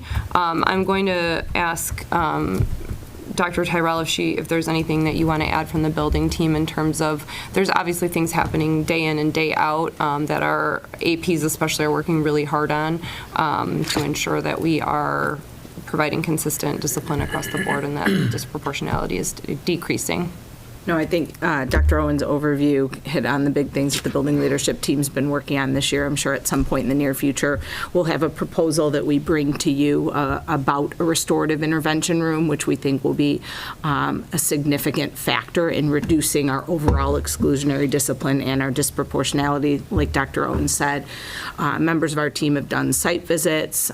We did some research before we identified the schools that we wanted to visit to determine best practice. We've reviewed research. We've been meeting with Dr. Owens and Dr. Rowe on a more than monthly basis to review current discipline data. So we're also, a big part of our plan is monitoring our discipline data and looking at those leading indicators. So we're looking at overall referrals, behavior, attendance, disproportionality that exists within overall referrals, but also then looking at our in-school, utilization of in-school and utilization of out-of-school suspension as well. So monitoring that data, continuing to look at restorative practices that can be implemented. Our partnership with Rosecrans continues to be a very valuable partnership for our families, using the Third Millennium resource for students to experience a learning opportunity. And then something I think that's been really valuable and beneficial this year has been using our increased capacity for social workers to follow up with those students who do experience out-of-school suspension because of a significant disciplinary offense. They're meeting with social workers now on a regular basis following, and we've only had 2 students who've incurred multiple out-of-school suspensions during the first semester. So really putting in a plan where the support and resources built in following that we didn't have the capacity to do before we added additional social workers. So that's been something that's been very valuable for our students, a support and resource for them. Questions? How long have we, the Rosecrans? Oh, gosh. We've worked with them for a very long time. Yeah, it's. Gosh, over 10 years. Probably at least. Back when I was in AP. Yeah. So maybe 15 years. Yeah. They've changed their approach a bit. Some of that was pandemic related, but I think post-pandemic they were sending people to schools. Now they're doing some virtual assessments and meetings, trying to make it conducive for families, but we've been partnered with them for a while. And ultimately, right, if we have a student who has a referral for tobacco or drugs, we want them to utilize, it's not just about an alternative to suspension, it's about getting the support that they need, right? We want them to go through, get an assessment by a leader in the field, and then hopefully take advantage of getting the support that they need so that they don't lean into that substance abuse. So using those resources is really important, and it's a good thing to use it as an alternative to suspension, but really for them to get that assessment and then the subsequent resources that they need is really significant. Do you guys, go ahead. No, that's okay. I don't recall, because we've talked about Rosecrans before in that partnership, but I don't recall Third Millennium. Can you explain a little bit about what that is? And then I'm assuming that's a complementary to Rosecrans. Third Millennium's an online resource. Tim, you know a little bit about it. It's an online resource with learning modules that students go through that have reflective questions and an opportunity for them to learn about whatever. We have modules in equity. So sometimes we have students who might use inappropriate or harmful, hateful language. That might not be a suspendable offense, but we have a learning opportunity that's available for students so that they can reflect, right? We want them to think about ways that they can learn and hopefully grow from that type of an experience. There's modules, a module on vaping, there's a module on equity, there's a module on like physical altercation or conflict resolution. So it's something new we're utilizing this year. We're not necessarily using it as an alternative to other types of disciplinary consequences, but we're using it in conjunction as a learning opportunity. So it's the students then who are taking the modules? Yeah. But there are parent modules, There are. and I don't know if you guys have gotten to that yet, but and I'm gonna date myself a little bit. It reminds me of the old choose your own adventure for students, where they kind of go in there and they're in the situation, and what are you gonna do here? And I can go this way or I can go that way, and if I go this way, like it kind of, which we were looking at doing that too, because we have a similar intervention program called Catalyst, where as opposed to a 10-day suspension, there are 3 days with a social worker, triangle team, social worker, counselor, dean, all visits with them, restorative practices within that time, tutoring, and then 8 follow-up visits. And we look at our recidivism rate, and it's actually very good. But I think for that program, we were looking at that for lower level offenses, but I was really interested in seeing if there's, because if you have a license, you can give it out to parents too, because I think the parent education portion for a lot of those were actually very good. Yeah, we'll have to dive into that a little bit. We haven't, and Catalyst program is one of the programs that we did do a site did you? visit on, yeah. Hopefully, So, yeah, we saw some really great things. Social workers were good. Saw too. some great I didn't things. know you guys were. Yeah. That's great. And I mean, I recognize like the national level that Rosecrans has, but you all feel comfortable that they're probably the leaders as far as being able to work with adolescents, you know, individuals that they're appropriate for this population. We feel comfortable with Rosecrans. If there's something that we would cause us to explore other options, we really like an in-person model. And over the last year or so, they've evolved to more of a virtual program for the assessment. So because of that in-person piece that we really like as a team, that might cause us to look at other options in the future or go back to our partnership, our people that we work with at Rosecrans, and just lean into them a little bit to see if we can get back to an in-person consultation model for the assessment piece, because we really feel good about the services and the resources. We just like to be able to have our students and families in the space with them when that's the model that works best for students and families. Sometimes a virtual model works best for them, but we'd like a little bit more flexibility there. That makes sense, yeah. How does West 40 come into play? It's West 40, right? Are students that go through this, is it highly suggested they see a West 40 counselor? I would think that would be very helpful for these students that are at risk and, getting in trouble. In terms of our tapestry program, or in terms of like a placement at West 40? I think you meant the student advocates. Yes. That runs, again, through our SST team process. So our teams are looking at students who are, again, demonstrating factors that they think would best be met by the tapestry program. So again, it would be discipline issues, school, class failure issues, attendance issues. So it's tying back. I mean, you guys are trying to capture these students and absolutely, encourage them to seek. Yeah, because I've heard a lot of great things. I've heard a couple families that are not even at risk necessarily or nowhere near, but they've really benefited from West 40 counseling. It's really changed students for like the better, like a lot. Our advocates are wonderful, and a small tweak that we made this year was our student support teams are meeting weekly.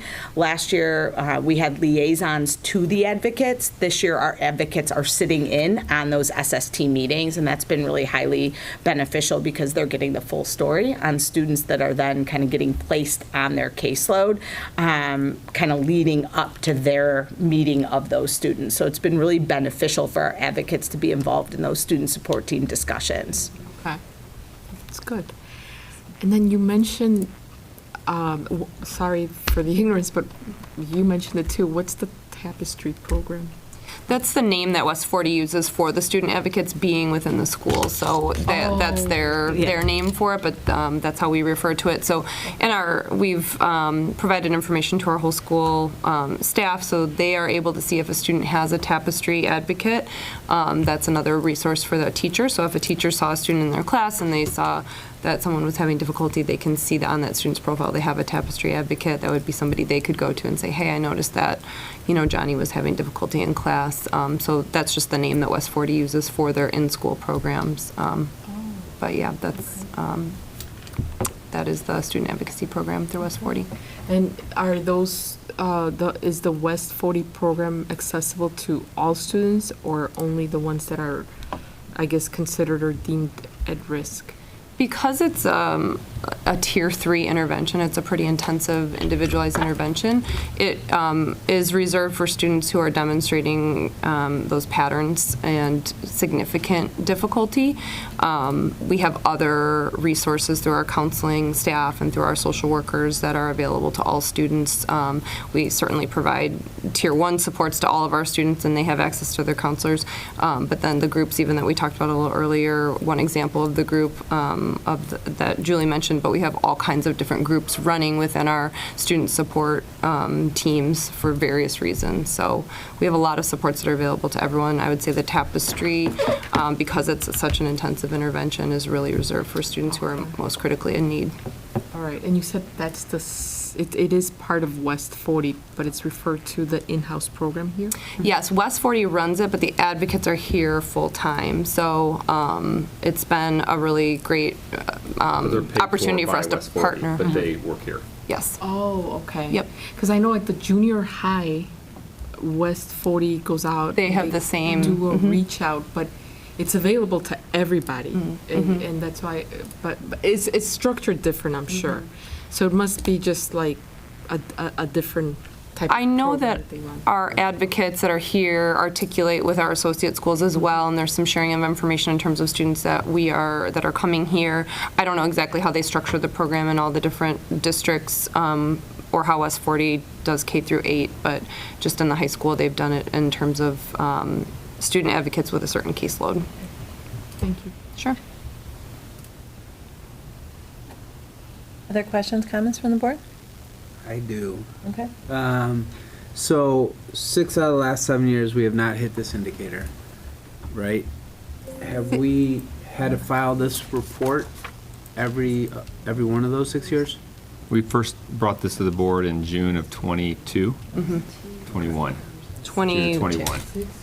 No, you're right, 22. 22. It was end of the 21, 22. So June of 22 was when we first brought this to, with the discipline improvement plan to get it approved, and now we're up for basically it's the next school year, so we have to get this approved on an annual basis until we meet it 3 years in a row.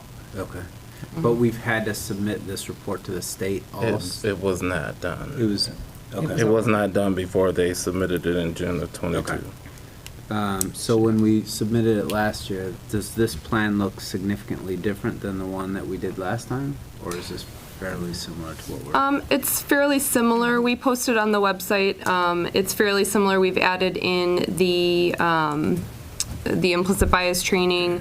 We've added in the restorative practices piece, and obviously adding just third millennium, adding in some of the handbook revision information. So we've added those components to the physical plan. The only reason I ask is because I think when we heard the last presentation, there was so much that we were doing on the front end of things that I would argue has a direct and substantial relationship to when kids are eventually getting to the point of expulsion or suspension. It would be nice to see, because I know you have a lot in here that we are doing, but I also feel like there's a lot that you're doing well before we're getting to this point that we could potentially highlight in terms of the proactive responses that we're doing. So it's just something I was thinking about. I'm not saying you should or should not, or the board feels like they should or should not, but I do feel like we're doing a lot more than what we're saying here. It's mentioned under the increasing district capacity. We've added in the full-time TBE program, but we could certainly expand on that if there was an interest to do so. I agree with you wholeheartedly. I think the work that you just heard about tonight is one example of a million things. I know Dr. O has another million things similar that are happening within the district that I think will have a long-term big impact on the numbers. Agreed. There's tier 1 things, right? There's a lot of tier 1 things across all academic, social, emotional, behavior domains that aren't in here that we are doing as a district. So I agree with you on that. And it's, I guess it's not just to show ISB that we're doing these things, because that's not the point, but it's very, I see it very similar to how we do our strategic plan. It's something that we have a goal for, we're tracking, we're monitoring, we're paying attention to it, so that hopefully that will eventually have a larger impact on our numbers. because I do think there's a lot of great things that we're doing, but obviously it's very concerning that we still haven't hit that mark. Sure. I do think that in-school option, because, I mean, when I look at the reasons for the suspensions, they're 100% appropriate, right? Like, you're not going to bring drugs into the school and not get suspended. You're not going to do some of these major offenses and not get a suspension. But in my opinion, I think you guys share this too, I've heard you say this multiple times, the focus isn't necessarily on the action was held and now here's the discipline. It's what happened 10 miles before this that got this student to the point that they're now being suspended, that I think we have to continue our focus on. I mean, and I think that's a question that our team constantly asks ourselves of all of this, is there something that we're not doing that we should be doing? And if we have to keep asking ourselves that question and be creative about how we address this. Yeah. I could certainly add in some more description of some of those programmatic things that we're doing as well, if we think that would be helpful on this report. Yeah, again, it's not necessarily a hire to ISB, but just to remind ourselves that that's something that we're going to keep focused on year after year. That those are the things that we're going to really put a lot of emphasis on. Do we have any sense as to where we are this year with our suspension data? We still have some significant disproportionality. We have our semester one suspensions were pretty consistent with the total number of students and total number of offenses from last year to this year, but significant disproportionality still exists. But Tim, do you think that some of the things that we're talking about in Tier 1 address the disproportionality component, or? I would hope so. Again, I don't think we're going to see changes immediately overnight. It's going to take a long, it's going to take time for that to happen. But yeah, 100%, I would expect that to happen. It's kind of what Julie was mentioning earlier when she was presenting about the whole idea of the increasing sense of belonging within the program will also lead to better outcomes as well. And when we dig into discipline issues, we often see really complex social issues underpinning that. Yeah. And so if it were as simple as here's the support for this one thing, it'd be a slam dunk. And unfortunately, regardless of racial background, that's oftentimes not the case. And so it really is a multifaceted approach that, as Tim said, it doesn't turn around overnight. But I do feel like the things we're doing, I feel very good about and confident that they will change things. We all wish it would change faster, 100%. But it's really important that we continue putting the efforts into the bigger programmatic things we're doing, because I think that will pay the dividends in the end. We can add some of that additional information to the plan. And then, sorry, my last question was, you guys chose not to incorporate the diversity and equity and inclusion provider evaluation tool. Well, I don't even know what that is, so. It's a rubric by which you would choose. It essentially helps you choose professional learning that is rooted in principles of equity, and it's a way to ensure that if you're bringing anybody in to do training, that you're choosing someone who's doing a good job, simply. So actually, Dr. Rowe and I talked about that, looked at it. We do that. That's part of our practice whenever we're providing professional learning. If we're bringing someone in, if we're doing it internally, we are ensuring that our equity principles are baked into that. We are ensuring that our professional learning is the highest standards of adult professional learning principles. So we feel like we've incorporated that. It's not the exact tool that ISB offers, but same thing, just our own version of it. Okay. Yeah, I did see the hyperlink. I looked at it a little bit, but it was interesting that the form itself was asking if you were doing that. I don't know if that's just because they're trying to get feedback from other districts on what they think of their tool or not, but it was just interesting to me. So we kind of were discussing a lot of districts don't have a person in this position, so like when we were talking about it, we that makes more sense. Yeah. Yeah, very good. Leslie, just one question. And the 2023 racial disproportionality rate, the fact that it's, I just want to make sure I'm reading this right. We're ranked 33 out of 441 total schools, or is that schools or is that districts? Districts. So we're 33 out of 441 schools who are also in the classification. That are in the top 20%. That are in the top 20%. Yep. And then, so last year, we were 33 out of 343 schools. So more than 100 schools came onto this list this year. So a big increase. And then tell me about the 4.062 tell me, in the rate range, what are those numbers reflecting? So if you look down, there's the calculation tool, so that's the disproportionality rate, so that's the, if you look just below that chart, racial disproportionality rate calculation, A divided by B where, and then it describes what A is and what B is, and that's the A is the total number of non-white out-of-school suspensions and expulsions, divided by the total non-white enrollment, and then B is the white out-of-school suspensions divided by total white student enrollment. So that's listed. If you scroll down, there's another table that gives you those numbers, the total white students, total suspensions of white students, the rate, total students of color, total suspensions, and then it shows you how that rate is calculated. Okay, I got you now, I understand that one. What about the rate range? That is the total range that schools that are like... That are part of that 441? Yeah, so the 441, the range goes from 0 to 30.5. Okay, so that gives Just to us- put some context to our number. Yeah. Otherwise, like the questions you just asked, you look at the first numbers and they're, really hard to decipher anything from that. So just to put in a little bit of interpretation for those numbers. So it looks like against the state, we actually made some improvements. But against our disproportionality rate, we actually did not. Okay, I understand that. Thank you very much. No problem. And then with those numbers of who's ranked and how you notice that like that 100 working on board or whatever, these are all reported. So are we assuming that this is everybody accounted for everybody in the state of Illinois? Yes, it's every district. So 441 districts out of what, 800? 800. 800, yeah. Yep. Yep.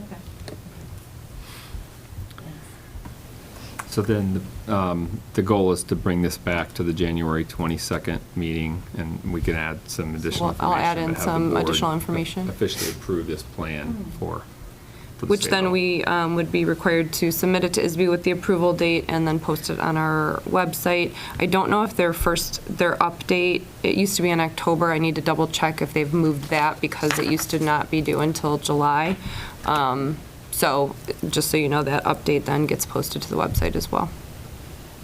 One thing I would just want to say, I feel like our team is very ethical in terms of the work and response that they have, because again, it's how we code and how we respond and how we support this work.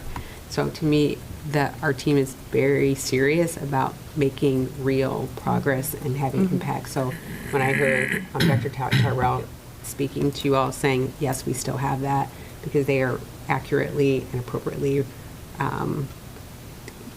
collecting the data and responding to that. So I just want to put that out there because I feel like as a team we're really truly trying to make a difference, and this is how we're reporting it and the data is showing up. And so that's part of when we see this, know that that doesn't always happen in all places.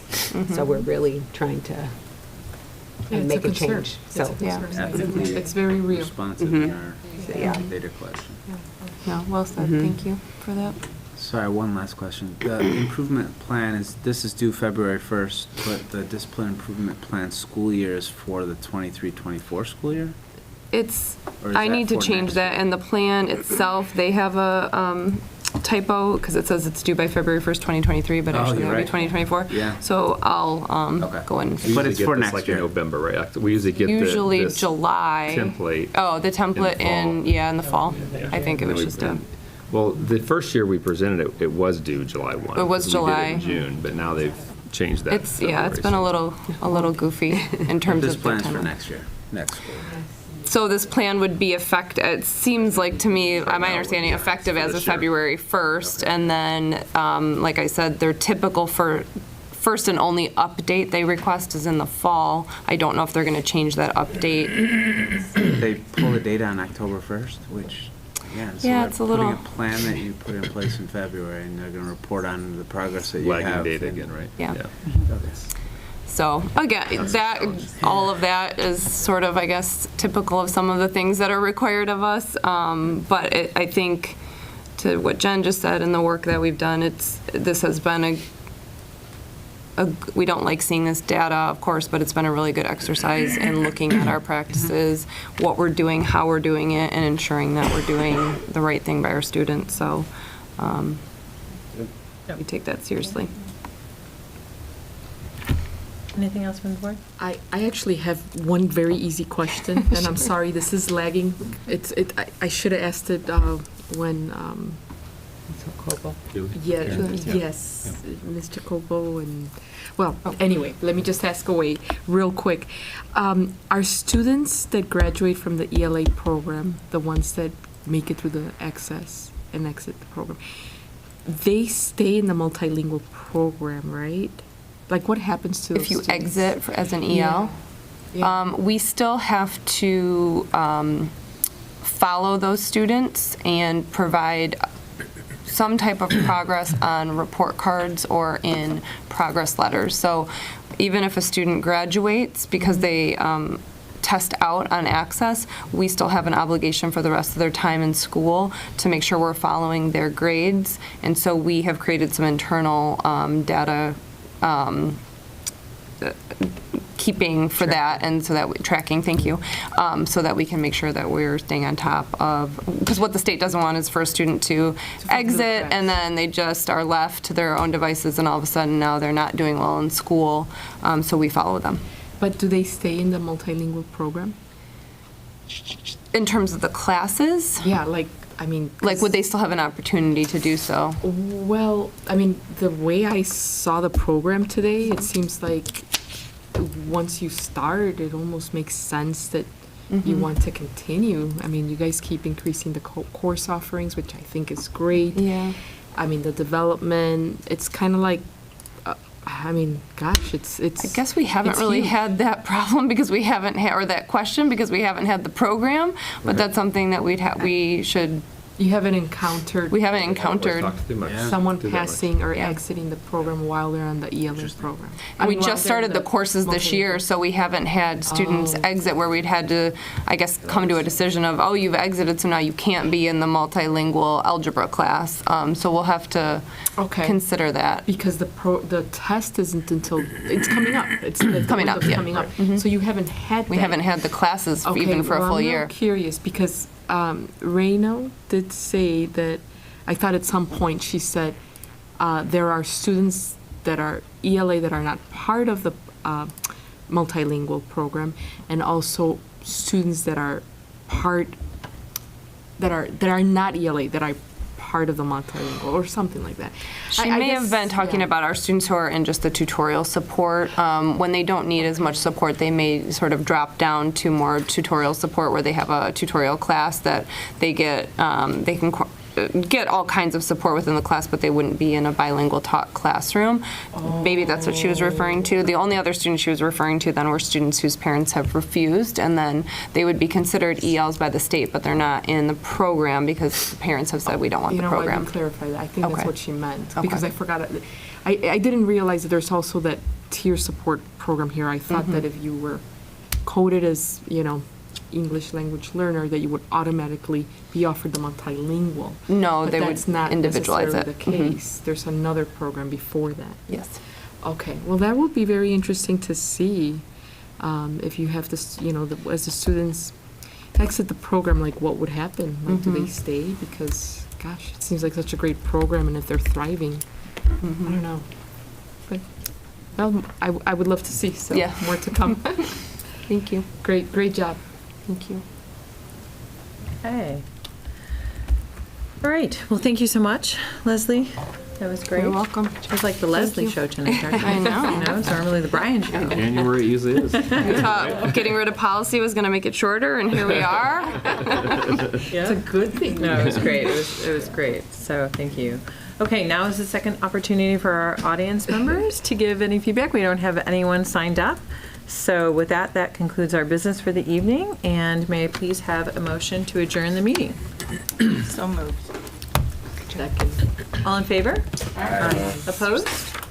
Okay, thank you, everybody. Our meeting is adjourned. Safe travels home. Great, yeah, very Thank safe. you. Thank you, everybody.